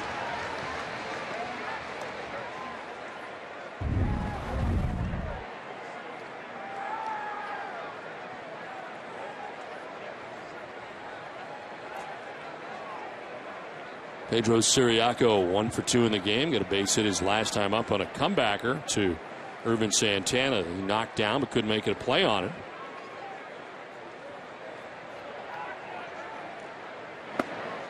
In there for strike 1.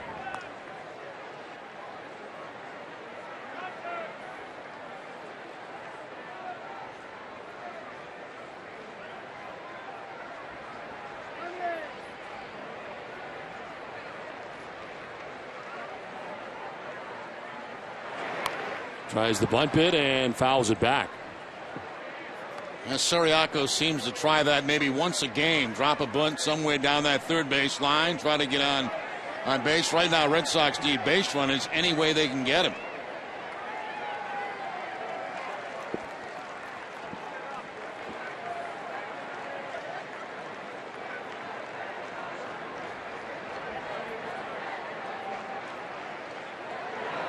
Swing and a miss. Strikes out. A slider from Santana. It's the second out of the inning. 3rd strikeout for Santana. And that's what they've been doing more and more of to Siriaco. Once they get ahead, throw him breaking balls that are not necessarily strikes. He has only walked 2 times all season long in his time with the Red Sox. He will chase bad pitches. 2 down in the inning for Dustin Pedroia.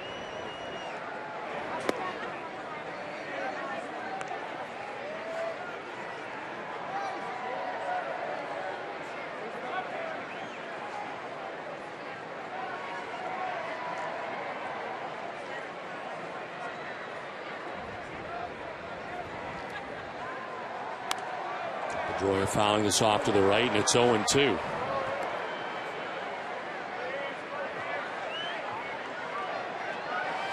Next half inning, we'll have another Jimmy Fun patient joining us, Mark Kutzer. Will join Jerry and I in the booth next inning.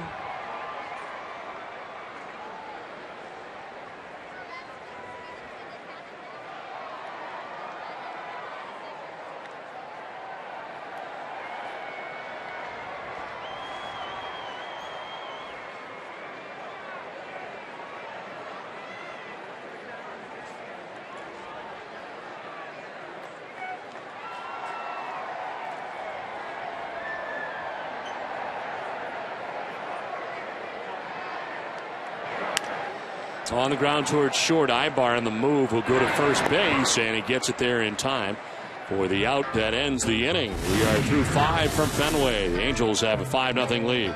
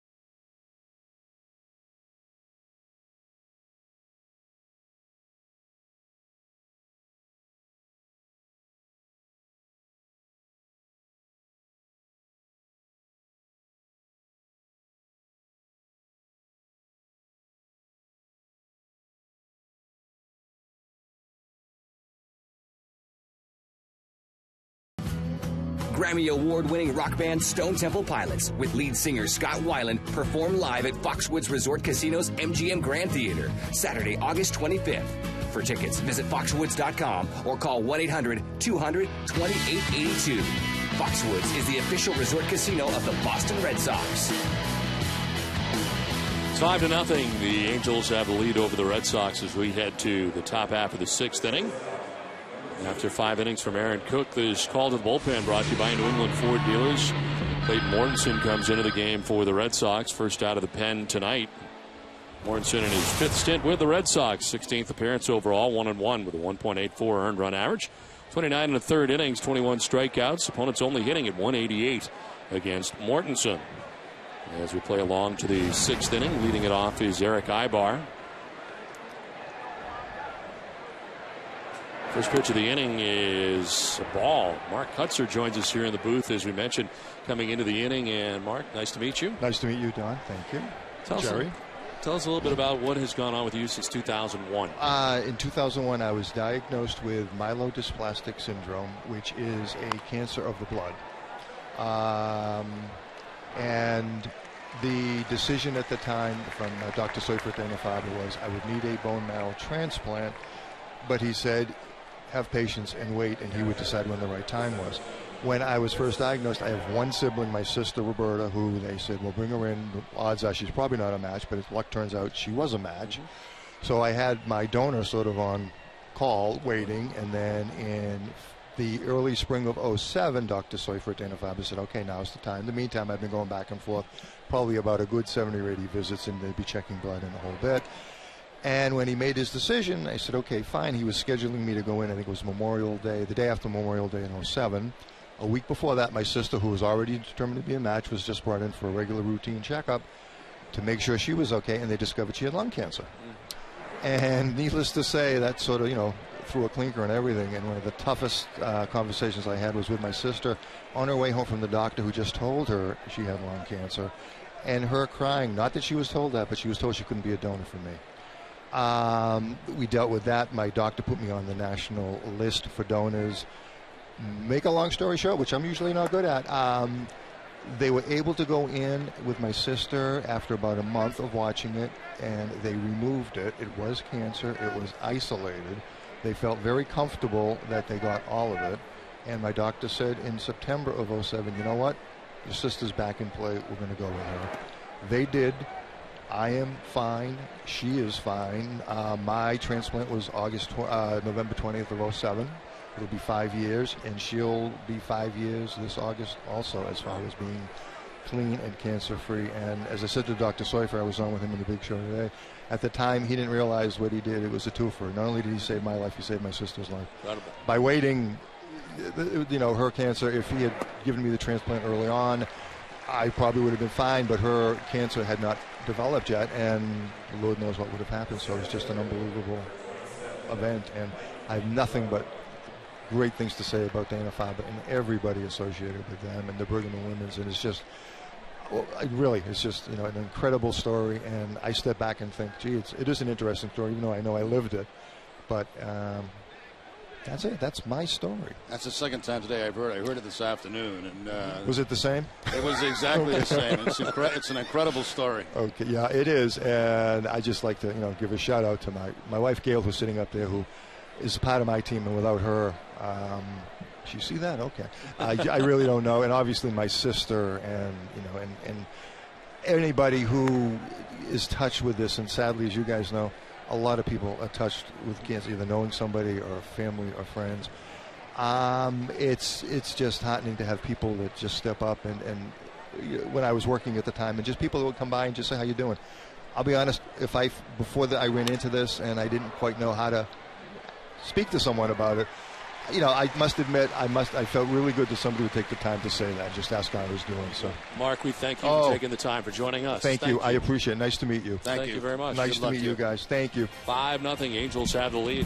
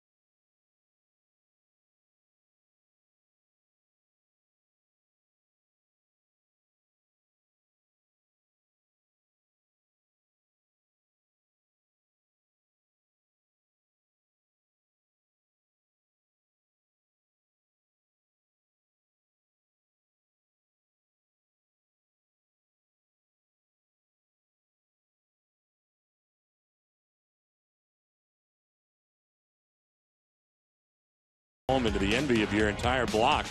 Find Arbor Coat at your local Benjamin Moore retailer. Bottom of the 6th inning back at Fenway Park. Irvin Santana back on the hill with a 5-0 lead. 76 pitches deep into his outing. Jacoby Ellsbury 1 for 2 tonight in his new spot in the order. At least for tonight, he bats third. Grounded out to first base in the first inning. Single to right in the third. 1 for 2. Fly ball to short right field. Out goes Kendrick. In comes Hunter, and Hunter makes the catch. It's time for a game break, and Tom Caron, TC.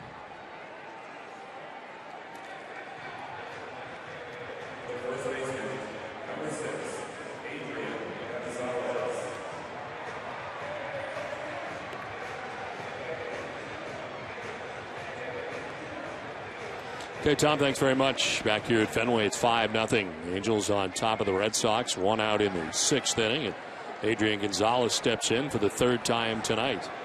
Flied out to left and struck out swinging 0 for 2. Showing bunt this time with a shift on and takes the strike.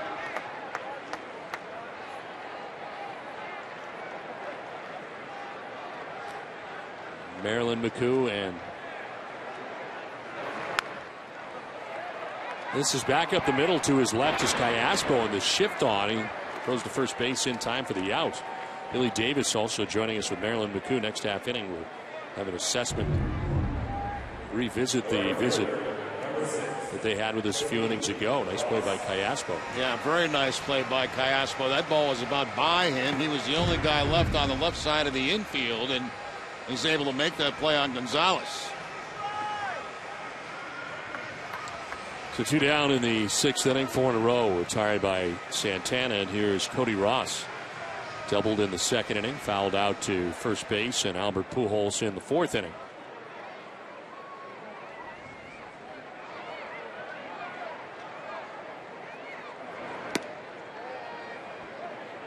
Well, Ace Ticket scoreboard, 5 runs now for the Tigers, who have a 5-1 lead. Knocks Ricky Romero out of the game.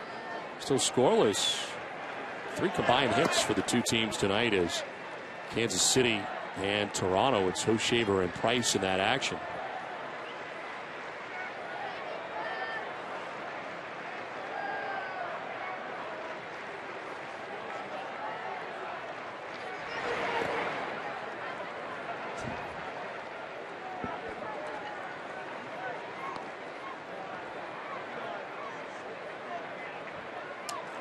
Jared Saltalamacchia waits on deck with 2 outs here in the 6th inning. That's a strike, 3-1. Well, the Boston Globe wrote the book on Fenway. Get the new book from the Boston Globe and Running Press, Fenway Park, and relive 100 years of baseball history. It's available wherever books are sold. 3-1 is strike 2.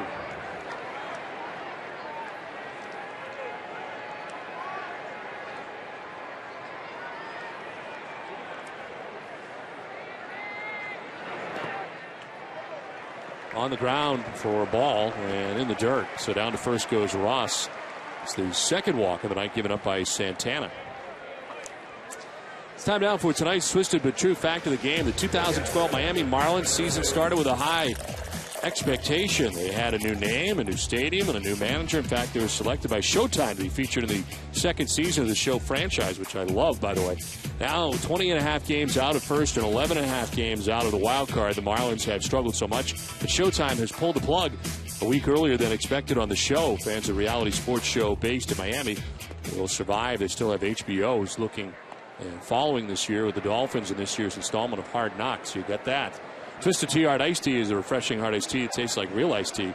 Be a little twisted. That's tough when they pull the plug on a show like that. Yeah, that means your season's pretty much over, too. It's quite a statement when they do that. Yeah. But I have to tell you, I absolutely love the show. I loved the show last year, too. They did the San Francisco Giants last year, and Cody Ross was a big star.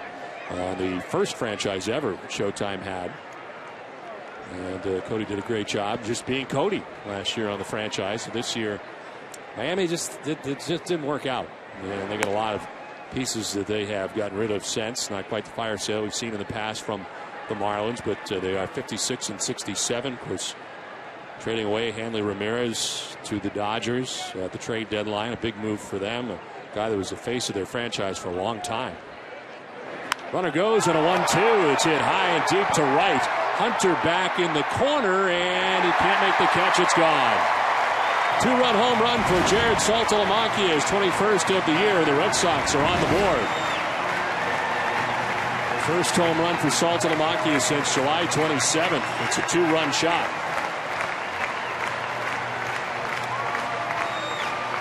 Well, the Red Sox finally break through. They break through with a long ball by Saltalamacchia.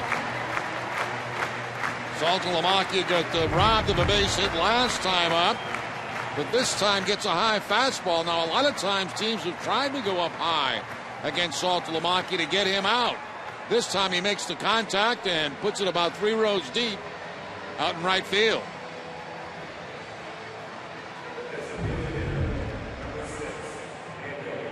S&S Express are proud sponsors of the Red Sox and the Red Sox on Nesson during the 2012 season. S&S Express will donate $500 to the Pediatric Trauma Program at Children's Hospital Boston for every Red Sox home run. S&S Express committed to helping the cause. 2 outs here in the 6th inning. Bases cleared thanks to the home run. And it's Daniel Nava who takes strike 1. Nava in his return tonight, 0 for 2. Fouled out to third base and struck out swinging.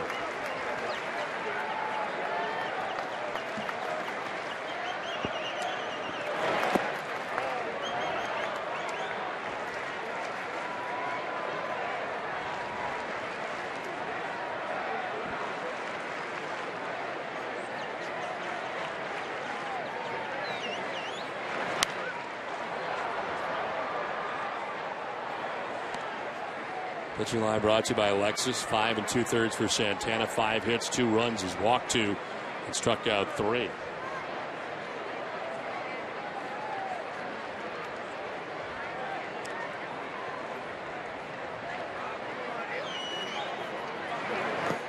In the dirt, and it's 2-2.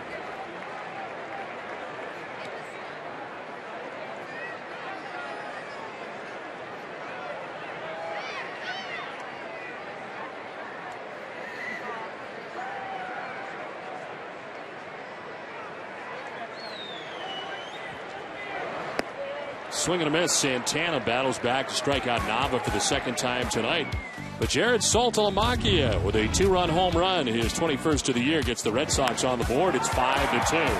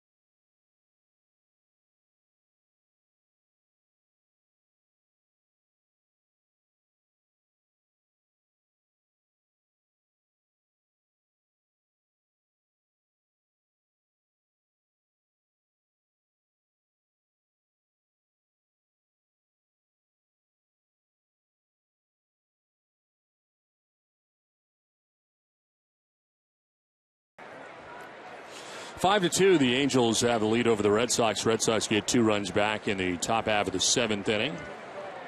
More Clayton Mortensen, and why not? He came in the 6th inning and had a 1-2-3 inning, so back out again.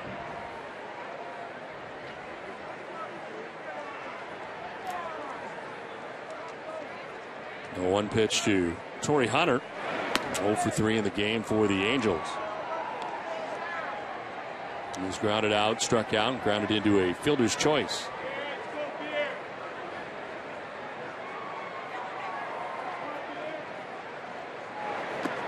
Swing and a miss. 1-2.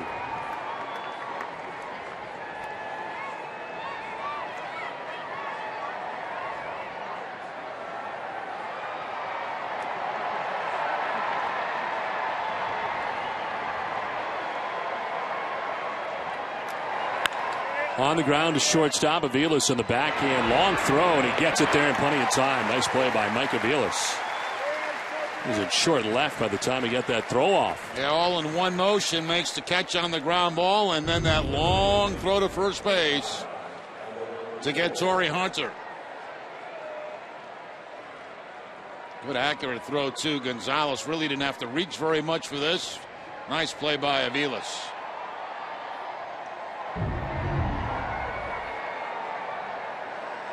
One out in the 7th inning. Albert Pujols to batter, and he takes strike 1. Albert with a double in the 1st inning, a single in the 3rd, grounded out to shortstop in the 5th. A 2 for 3 night with a run batted in. 86 RBIs on the year for Pujols.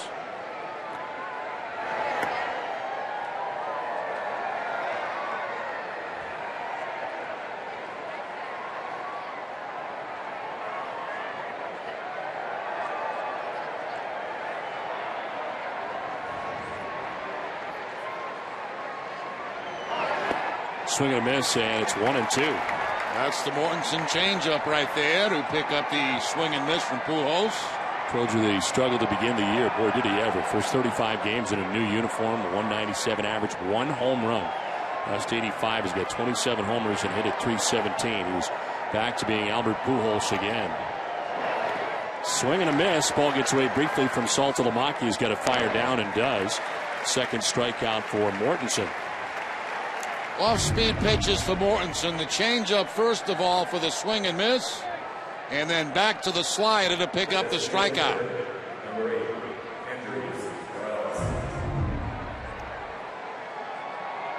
Five in a row retired by Mortensen. 2 outs here in the 7th inning, and Kendrys Morales.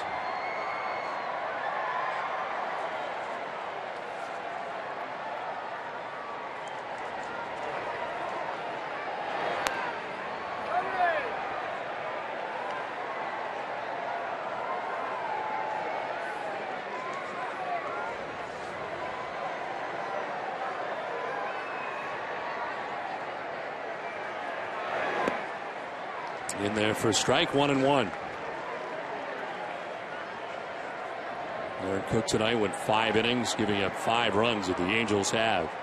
Mortensen's come in, retired the first 5 Angels he's faced in the game. Morales to the swing and a miss, down 1-2. Once again, Mortensen, the off-speed pitch. This time the slider down out of the strike zone. Gets the swing and miss by Morales.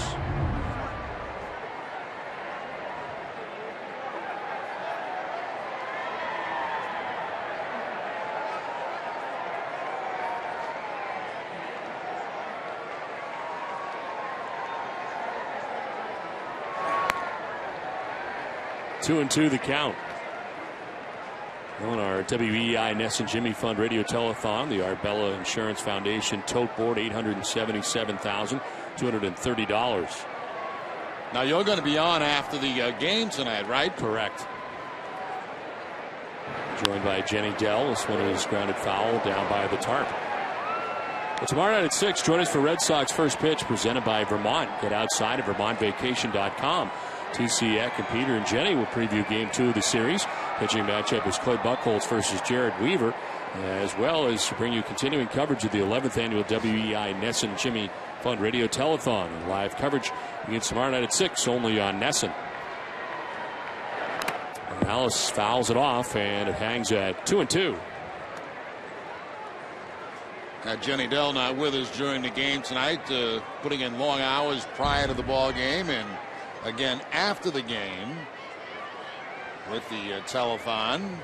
Here's what's on tonight. Next innings final, Red Sox final, Ness and Daily Jimmy Fund Radio Telethon till midnight tonight. 2-2 pitch. Swing and a miss. And Morales strikes out. Pretty impressive for Clayton Mortensen. Retires all 6 batters he faces. 5-2 Angels. Let's check in with your Need to Know with Ness and Daily, presented by Sun Life Financial. Here's Jamison Coyle.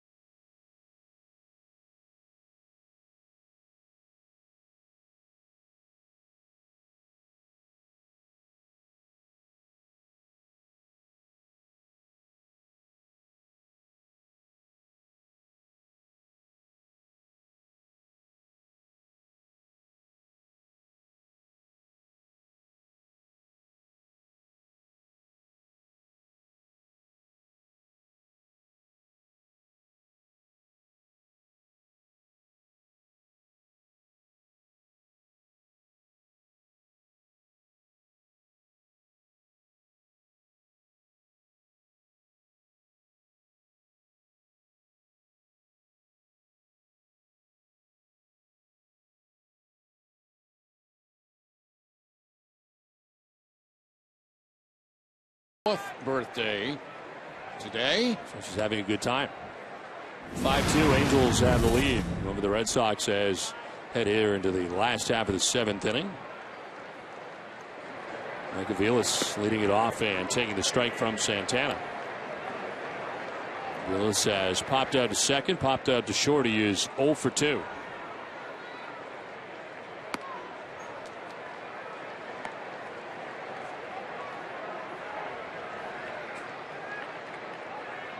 Jordan Walden is up in the bullpen right now for the Angels. This one foul back below us. 2-2.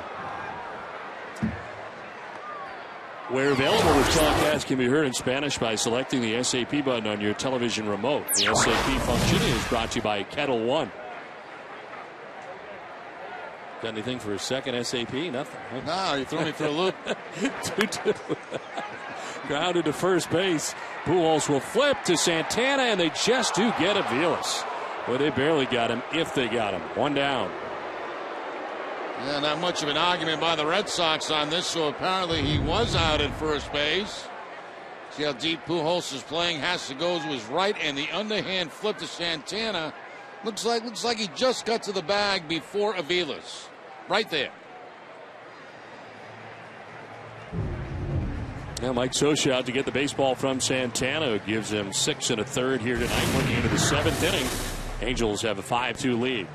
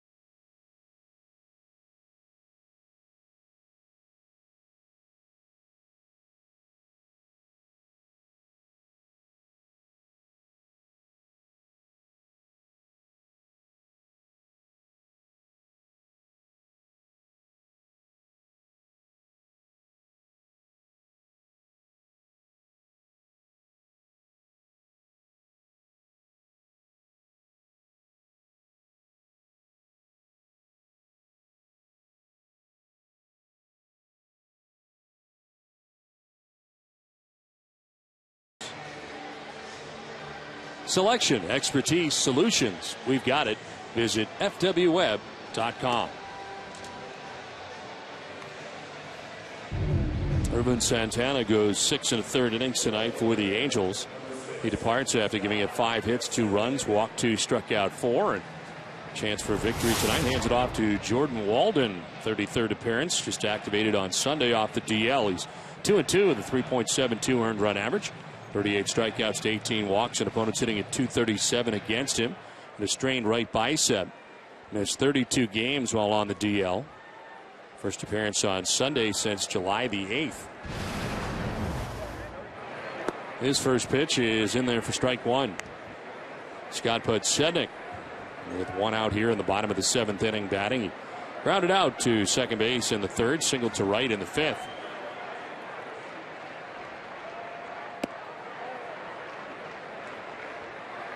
Well, former Toronto Blue Jay Scott Downs up in the pen.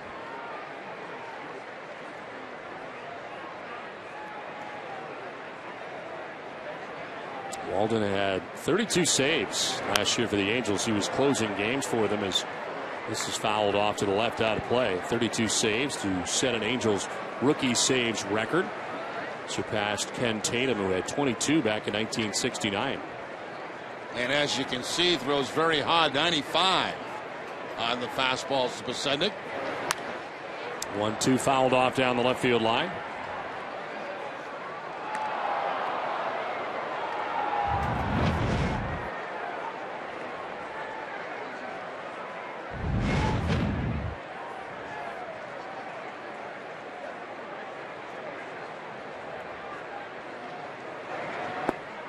Down and in, 2-2. Action in the Red Sox pen, as we mentioned earlier, activated before the game. Vicente Padilla. Danny Valencia sent back to the Pawtucket Red Sox, and Padilla off the DL. Randy Neiman, the new pitching coach, and Bobby Valentine looking on as Podsednik sends this towards the gap in left center. One hopper to the wall. Trout plays it off the wall. It's a double for Scott Podsednik, who welcomes Jordan Walden into the game. That second hit of the game, Podsednik had a single on a breaking ball back in the 5th inning of Santana.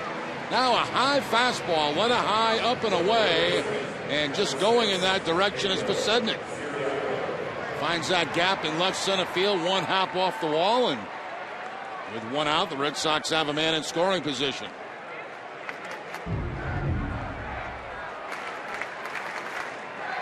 Pedro Siriaco. Infield hit in the 3rd inning, 1 for 3 in the game.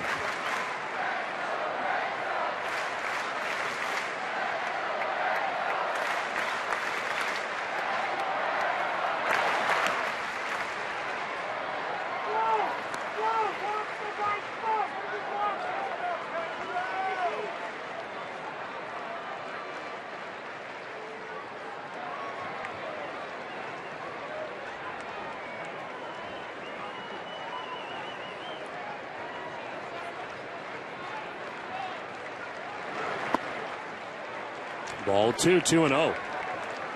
And that out to talk to Walden. Well, after the game, stay with us for W.B. Mason's Red Sox Extra Innings live with T.C. Eck and Peter. Get a breakdown of Aaron Cook's outing tonight and hear the starters' post-game comments. Plus all the reaction from the Sox clubhouse and get the manager's take on this series opener from the Fenway interview room. It's all coming up right after the game.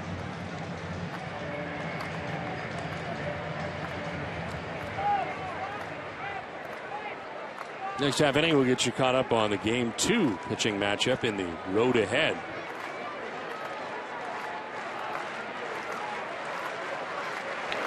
Two-0 pitch is in there for a strike, 2-1.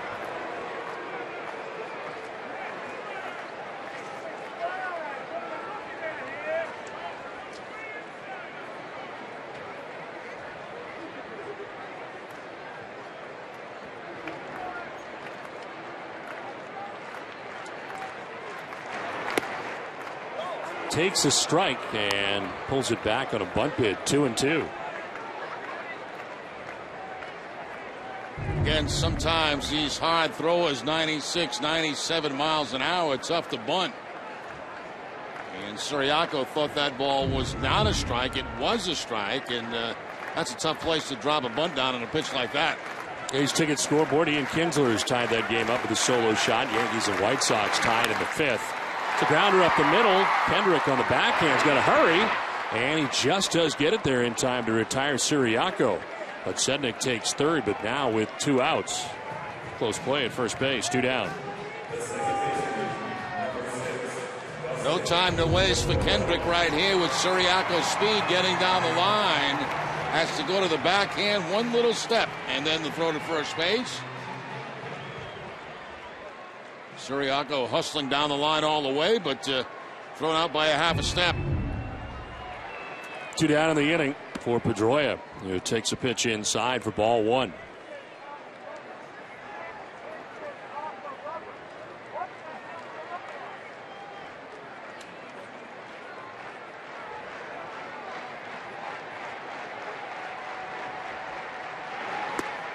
That's a strike, 1-1.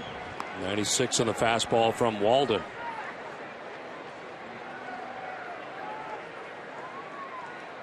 David Ortiz getting better and taking swings in the cage more and more and getting closer and closer, it appears, to coming back. 1-1 is fouled off at the dish, 1-2.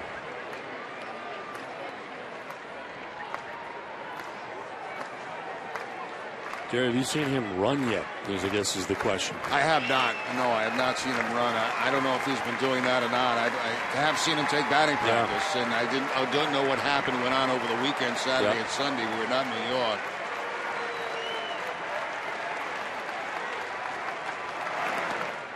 This one will get away from Ionetta. From third base comes Podsednik. He'll score. And it's a 2-run game. Red Sox get their 3rd run of the night. One getting through Ionetta. Well, you take him any way you get him, and if he wants the wild pitch, that's good for the Red Sox. Try to snap off a breaking ball that gets through the 5-hole. And Podsednik with his speed at third base, really not a problem at all, will score. He was rounding his way in the dugout when that throw came back from the catcher.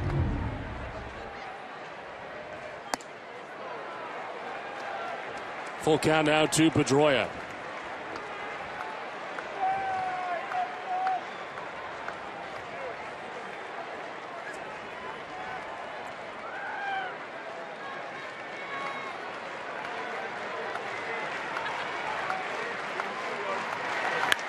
In the air to left. Trumbo going back. It's going to be off the scoreboard. Plays the carom quickly and gets it back in, holding Pedroia to a long single drive to left off the scoreboard. Red Sox will bring the tying run to the plate here in the 7th. El Pedroia, fastball inside part of the plate. Everything was inside of Pedroia and not at back. That ball hit so hard off the wall. Trumbo getting it back in quickly, holding Pedroia to the single. And that's going to be it for Walden. Red Sox get a little closer. It's 5-3. Downs makes his way in.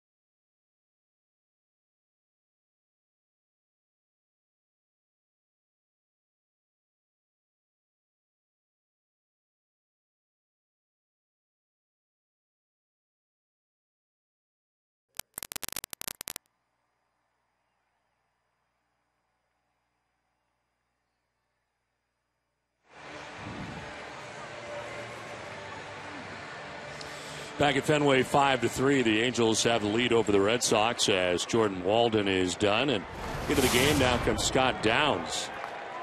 Downs' 41st appearance of the year, 1-1 with 3.03 earned run average. 24 strikeouts in 35 2/3. Jacoby Ellsbury in his new spot in the order, batting third. With Pedroia at first base, 2 down in the inning. Ellsbury takes ball 1. Jordan Walden responsible for Pedroia, who's at first base.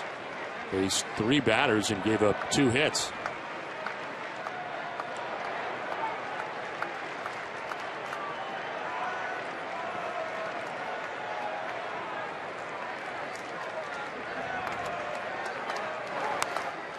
Foul back, 1-1. Action behind Downs as Kevin Jepson, the right-hander, starts to warm up.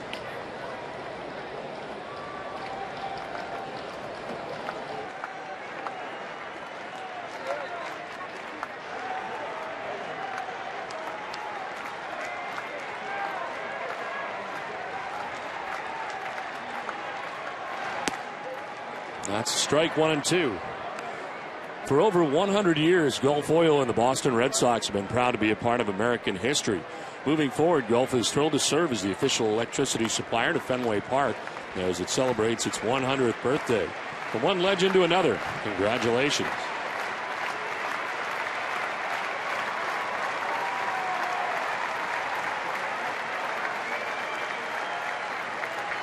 One-two to Jacoby Ellsbury. Fly ball out to right center field. Trout on the run. Over comes Hunter, and Hunter makes the catch with Trout veering off at the last second. Red Sox get a run. We played 7-5-3 Angels.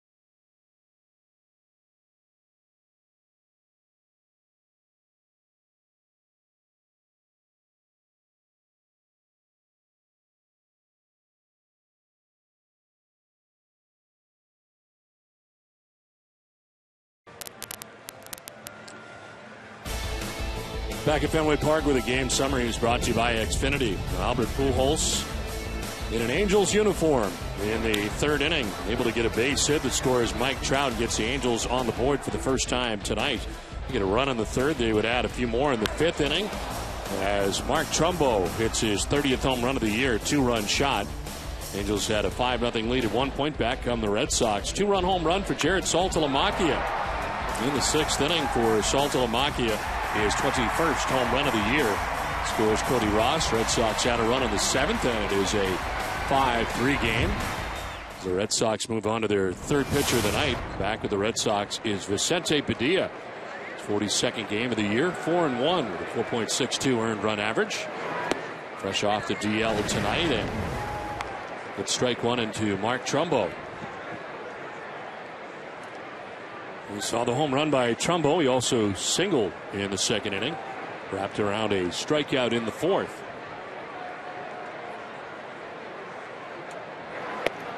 On the corner, and it's 0-2. Craig Breslow now warming in the Red Sox pen, the left-hander.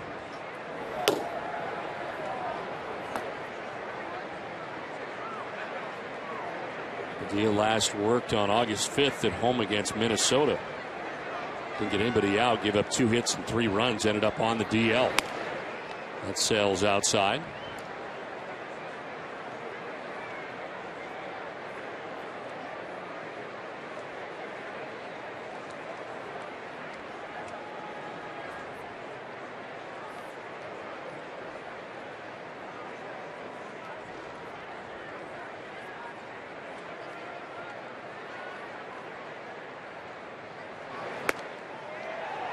Dia thought he had him struck out, which he was pretty close to throwing, and it was called a strike earlier. We'll see where it ends up. Yeah, Padilla staying away from Trumbo and just off the outside part of the plate.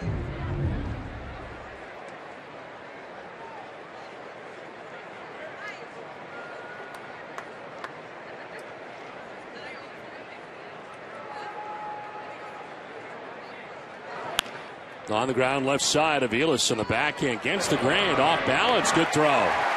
He gets it there in time to get Trumbo. Aviles has played a very nice shortstop, continues to do so. Yeah, it's been a couple of very, very nice plays going to his right tonight. This one going to his right and having to come in a little bit. And then momentum going toward third base. The cross-arm throw to first base, and little tail on that baseball, but able to get the out. Padilla likes it. One down in the 8th. 9 in a row retired by Red Sox pitching. Clayton Mortensen did a great job in the 6th and 7th innings. Retired all 6 Angels that he faced and had 3 strikeouts in the 2 innings of relief for Clayton Mortensen. And the Red Sox chance to come back, which was what they've done. 2 runs in the 6th, 1 in the 7th.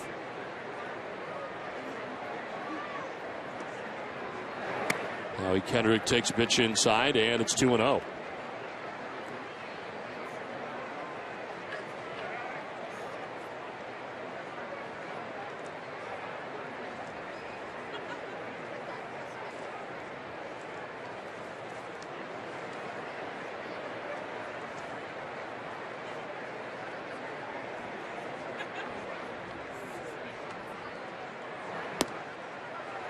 In there for strike one, 2-1.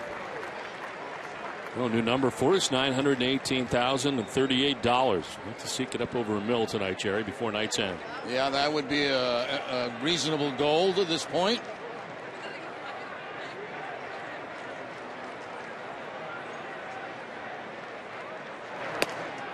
On the corner, 2-2. Some of the heavy hitters don't pop into late either, like, tomorrow right. Late.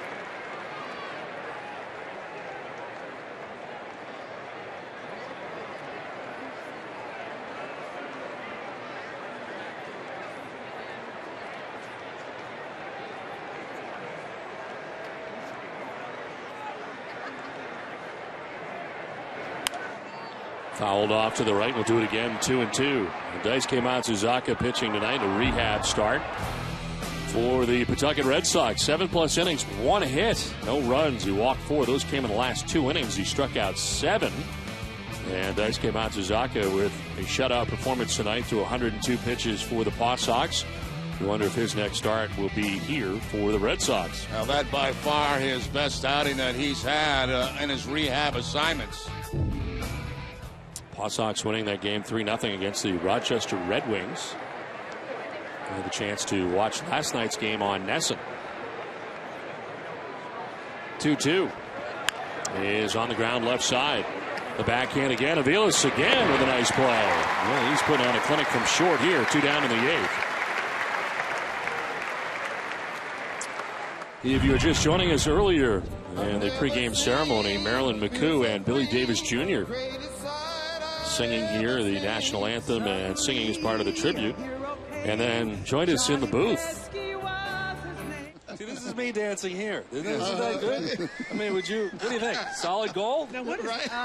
No? Well, I don't know about that. That's solid, but I don't know if it's gold. That's a shopping cart. I went back to the sprinkler from the shopping cart. I watched that and I think I'm so you vindicated. think you can dance. Yeah. I am vindicated. I'm vindicated.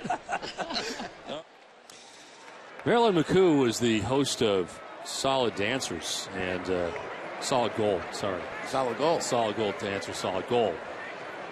So she has a pretty good idea about dancing. Exactly. And you're not in the. You don't make the cut. I'm out. I went dancing this weekend. I had a wedding. I heard that. Yeah. The dancing was a Saturday night. Saturday night. Yeah. Couldn't Did you walk clear until the- Sunday. Clear the floor. Actually, at one point it became pretty clear. Yeah. And nothing over my head. Must have been something to see. Unless the DJ said clap, Right. then you got to clap. Then you have to clap. Pitch in there for strike 2, 1-2.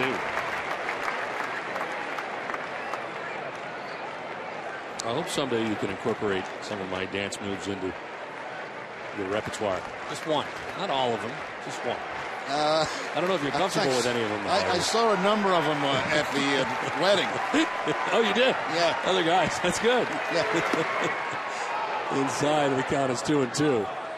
And you didn't think that looks really cool. I'm going to try it. Never crossed your mind. It didn't exactly spread the floor. Looks like my buffoon partner.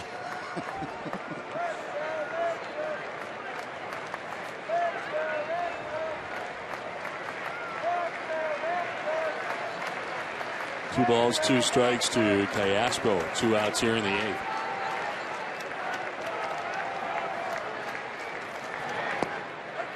Strike 3 call. Nice return for Vicente Padilla. 7.5 done, 5-3. Angels have the lead.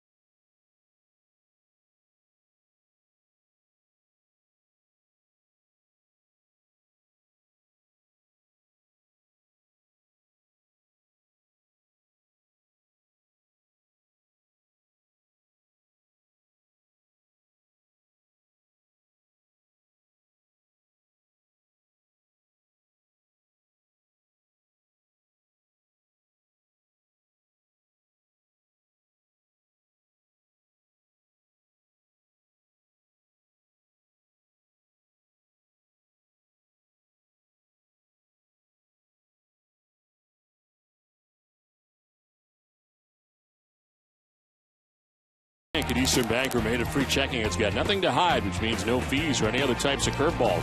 Check out what else we're made of at easternbank.com. Well, nice shot at Boston tonight as the Red Sox and Angels play on to the bottom of the 8th inning at Fenway Park. 5-3. Angels on top. Adrian Gonzalez leading it off here in the 8th. Gonzalez takes ball 1. Defensive change. Vernon Wells takes over in left field for Mark Trumbo.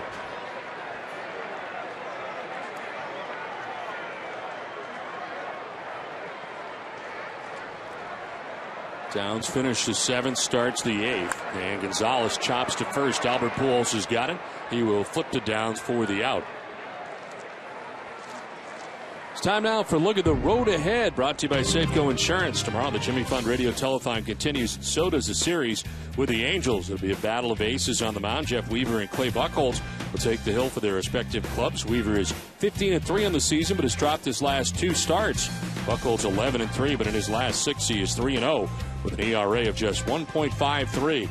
Our live coverage begins tomorrow at 6 with Red Sox first pitch. Well, Downs gets his man, retires Adrian Gonzalez and Jacoby Ellsbury in the 7th inning, so takes care of the 2 lefties. Angels make a change here with the Angels on top 5-3.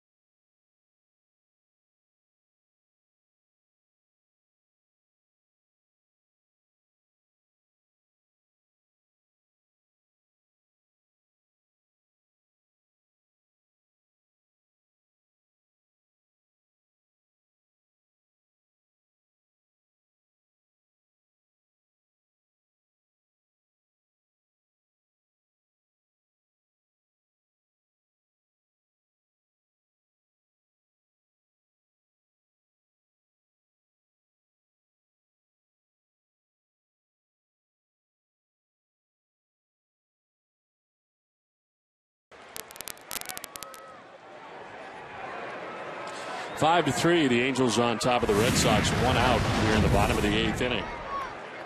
Cody Ross batting. And Ross takes a pitch for strike 1, 98 miles an hour from the new pitcher, Kevin Jepson. Jepson, the 4th Angels pitcher of the game, 30th outing of the year. 2-2, the 3.96 earned run average. 23 Ks in 25 innings.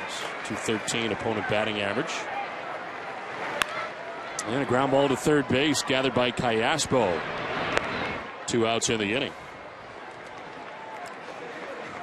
The Amica Pitch Zone is brought to you by Amica Insurance. Amica Insurance is not just how you covered, it's how you treat it. And Jared Saltalamacchia on a high fastball. A 2-run home run in the 6th inning to give the Red Sox their first 2 runs of the ball game.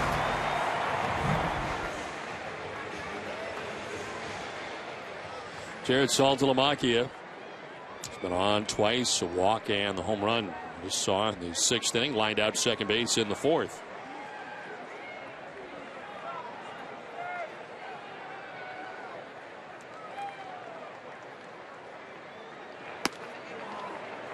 There's strike 1 to Saltalamacchia. Fredo Aceves up in the pen.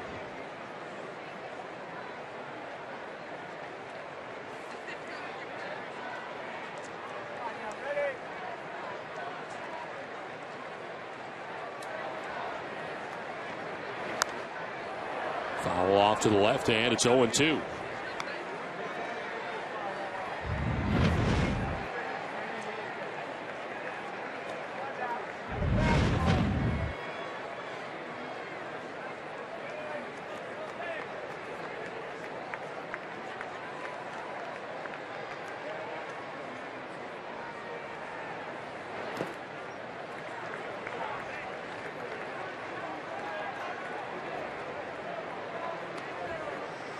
Tomorrow night, immediately following Red Sox first pitch, join us for Red Sox Game Day Live, presented by Uno's with TC Eck and Peter at 6:30. We'll have continuing coverage of the Jimmy Fund Radio Telethon, plus a preview of the marquee pitching matchup between Buchholz and Weaver in Game 2 of the series. Live coverage begins at 6 right here on NESN. 1-2 pitch is off the plate outside, 2-2.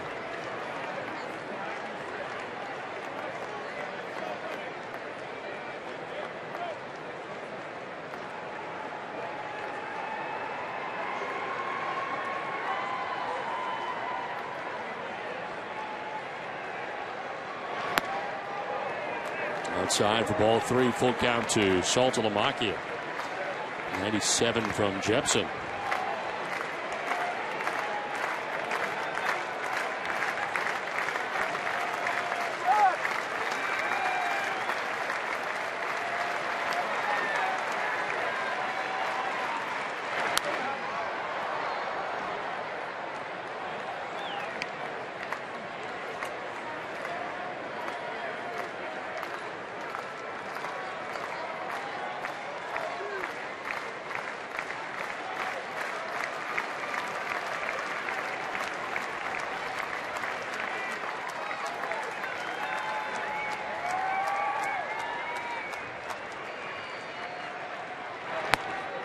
Ball 4, Saltalamacchia with a 2-out walk here in the 8th. Tying run will come to the plate.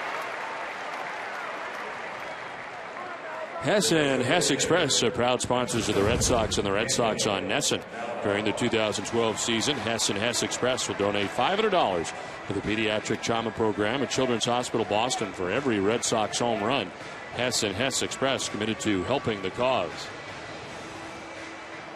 4th time this year that Saltalamacchia has walked more than once in a game. Second most on the team.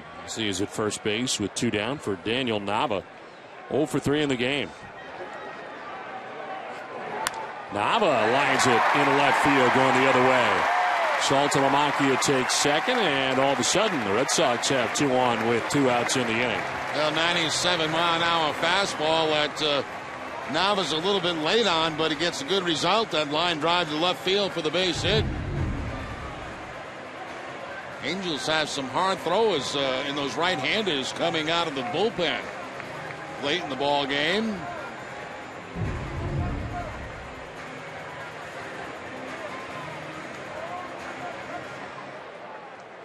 Ernesto Frieri, who has been closing games for the Angels, up in the pen, the right-hander. With 2 outs here in the 8th inning. Mike Butcher, the pitching coach, out to talk to Kevin Jepson as they try to get through the 8th to Frieri for the 9th.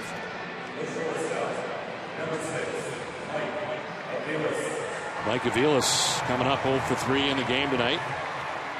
Aviles popped out to second base in the 2nd, popped out to short in the 5th, grounded out to first base in the 7th.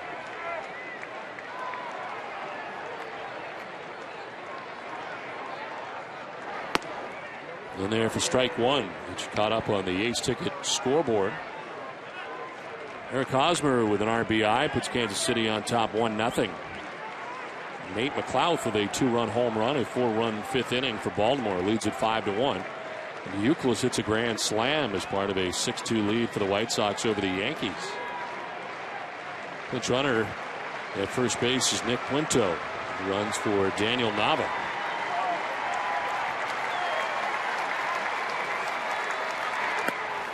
Down and away, 1-1.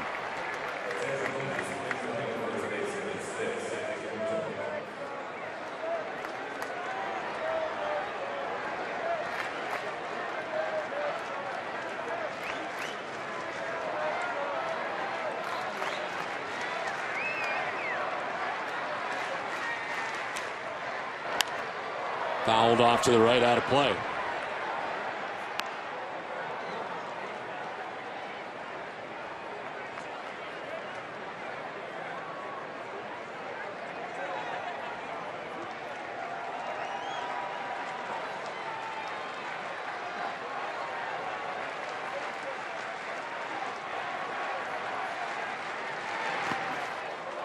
In the dirt outside, Aviles able to hold up. Yeah, nice play by Iannetta to catch it, to slide over and keep that potential tying run from second base in this 2-run ball game. Saltalamacchia at second. Punto pinch running at first. 2 down. Aviles grounds to second base. Kendrick will go to first, and that'll end the 8th inning. So Jepson does get out of the jam. We head for the 9th. It is 5-3 Los Angeles.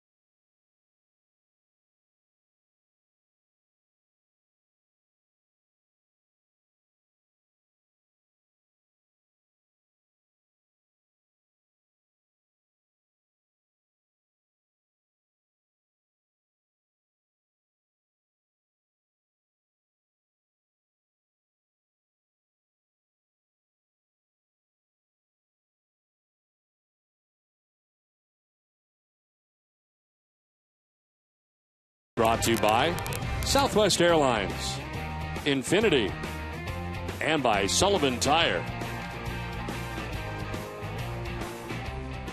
Well, 9th inning from Boston. It's 5-3. The Angels have the lead over the Red Sox. Angels coming to bat here in the top half of the 9th inning. And the Red Sox closer into the game, trying to keep this a 2-run deficit. Alfredo Aceves, 57th appearance of the year, 2-7. Bunt bid to start the inning by Ibar. Aceves fires on a hop to first, and another nice pick down there at first base. Adrian Gonzalez with a nice pick again. Yeah, Aceves, first of all, barehanding that baseball and throwing it down in the dirt, but the Gonzalez there to save him at first base. Beautiful play at first base there by Gonzalez. He saved so many errors at first base for the Red Sox infielders. Ibar is the all-time leader in bunt singles for the Angels, 77 for hits. And he tried one there, but he's out number 1 of the 9th inning. Here's Chris Iannetta. Look out. Breaking ball has him twisting out of the way. It broke late. Ibar that time wanting to go right down the third base line with that bunt, but got it a little bit too close to the pitcher, and the Red Sox were able to make the play. Popped up, foul ground. Saltalamacchia will go as far as he can and leans in, but has no play. Time now for news and notes, brought to you by Nissan. The Oakland A's have acquired Stephen Drew from Arizona for a minor leaguer. Drew is hitting just 193 in 40 games with the D-backs. Of course, the brother of J.D. Drew. The Giants took game 1 in their series with the Dodgers last night thanks to Madison Bumgarner's 8 shutout innings. He struck out 10 as the Giants moved back into first place. And the Mets' Johan Santana underwent an MRI on his back earlier today. This is in the air to center field and deep. Ellsbury back onto the track to make the catch. 2 down in the 9th. Just to update the Johan Santana situation after that MRI, It's announced he'll miss his next start and very well could miss the remainder of the season. Well, he hasn't pitched well since he pitched that no-hitter. No, Nate has an ERA over 8 in his last 10 starts since his no-hitter. So 2 down in the 9th inning, and Mike Trout the batter. Couple of hits tonight, singles, 1 in the 3rd, 1 in the 4th, a 2-for-4 night on the top spot of the Angels order.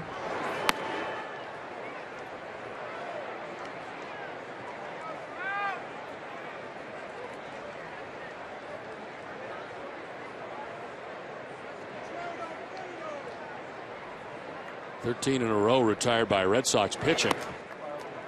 A combined effort by Cook, Mortensen, Padilla, and Aceves.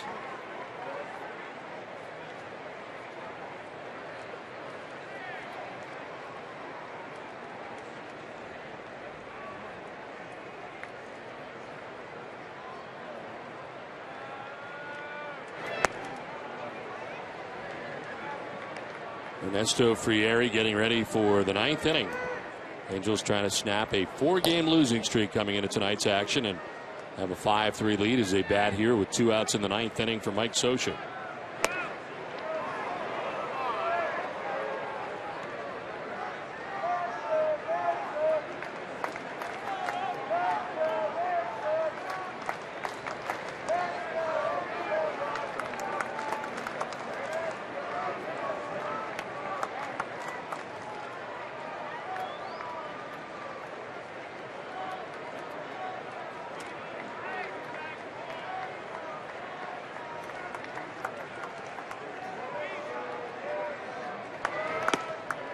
Outside, ball 4, and a 2-out walk for Mike Trout. Well, tonight, immediately following Red Sox Extra Innings Live, join us for Red Sox Final presented by Geico, TC Eck and Peter. We'll have continuing coverage from day 1 of the Jimmy Fund Radio Telethon, plus highlights from around the American League, including Felix Hernandez's first start since his perfect game. It's all coming up after the game, only on NESN. We talked all night about the great numbers of Trout. He has 39 steals on the season and has been caught 3 times.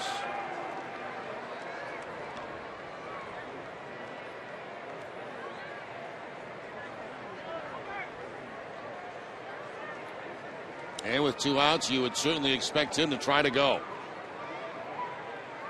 First base runner for the Angels against the Red Sox bullpen, who've been very good tonight. Trout takes off, they pitch out, and the throw down is going to be in time. So he's caught for the 4th time this year. The Red Sox sniffed it out. It's 5-3 Angels.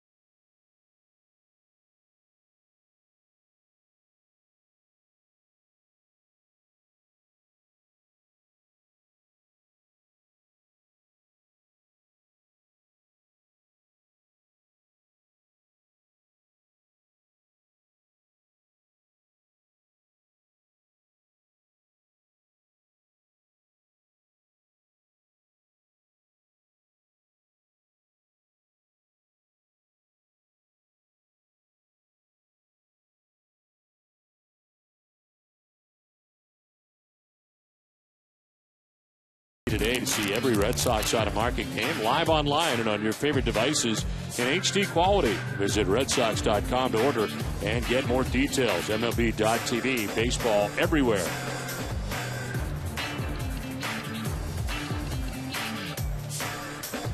Well, tonight on the WEI Ness and Jimmy Fund Radio Telethon, 927,000 and plus as they are changing the board as we speak.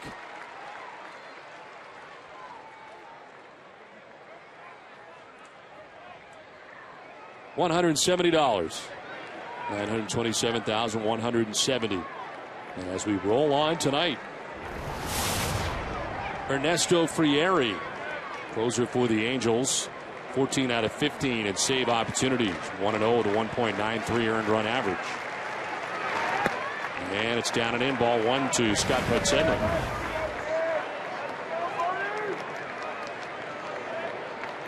Podsednik with 2 hits out of the number 9 spot tonight for the Red Sox. 2 for 3. Single and a double. And there for strike, and it's 1-1.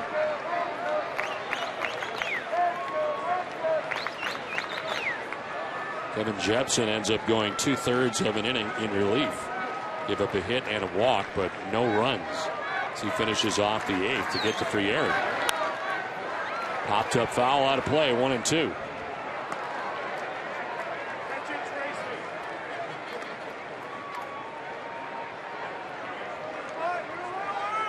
Pedro Siriaco, then Dustin Pedroia. Anybody gets on, Jacoby Ellsbury will have a chance.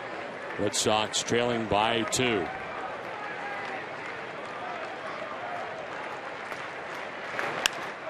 To left center. On the run is Trout, back on the track to make the catch. Got a good jump and gets back there to make the grab in front of the scoreboard for the first out.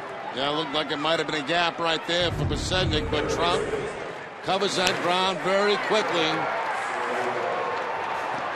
and makes a fairly routine catch out of it once he gets to the warning track. Takes a peek, see how much room he's got before he collides a little bit with that scoreboard. 1 out in the 9th as Pedro Siriaco. 1 for 4 in the game. A single back in the 3rd inning. He's got 1 of the 8 Red Sox hits on the night. That is outside, ball 1. Don't forget, coming up immediately after the game, to stay with us for WB Mason, Red Sox Extra Innings Live. It's all the post-game coverage you'll need right here on NESN.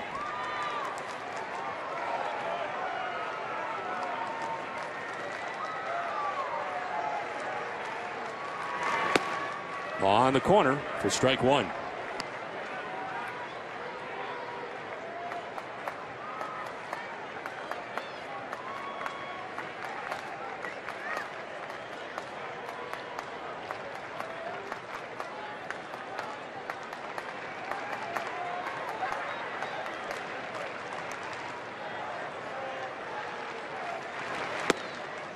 Strike 2. Same general area. Again, another hard-throwing right-hander out of the bullpen for the Angels. This pitch at 96, right on the corner.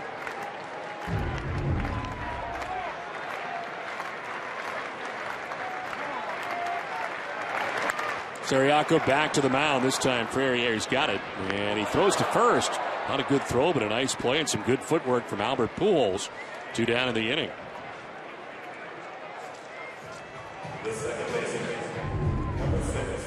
Throwing strikes to home plate, but not to first base. Here's Pujols. He knew when he let it go it was going to be kind of a wild throw. But Pujols saves him over at first base. 2 down in the 9th for Dustin Pedroia. Takes ball 1 outside. Pedroia singled his last time up, a 1 for 4 night.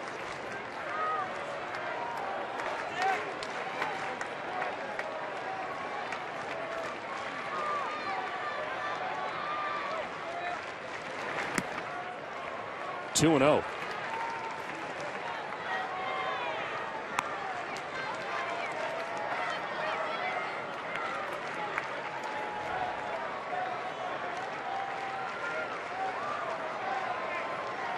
Kobe Ellsbury waiting on deck. 2 down in the 9th inning. And that's a strike. 2-1. Frieri operating at 95 miles an hour.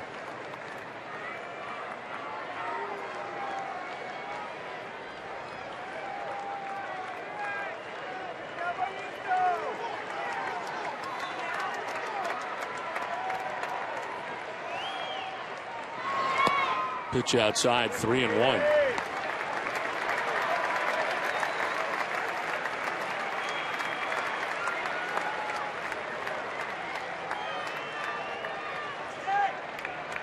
Pedroia trying to find a way on to give the Red Sox a chance to bring the tying run to the plate. Frieri's 3-1 pitch. And that's a strike. Pedroia didn't think so. Grabs the corner, according to Ted Barrett.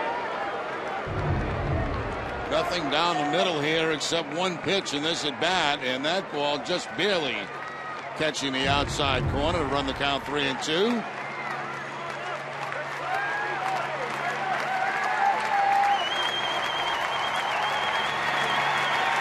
Payoff pitch.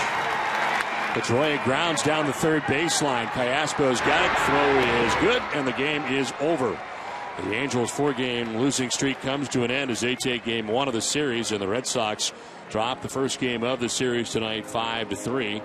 And Jerry, tonight we got our first look at the Angels, and as it turns out, Aaron Cook has kind of a tough night tonight. By the end of the night, and you look at his overall line. Yeah, he did, and the fact is the Angels got their losing streak taken care of tonight with good pitching, and the good pitching for them has been, hard to come by holding the Red Sox to 3 runs in this ball game. Has to make Mike Scioscia feel very good, much better than he has over the last couple of games, that's for sure, because the pitching has been a bit of a problem for him. 5-3 is the final. The Angels beat the Red Sox. We're back with more from Fenway right after this.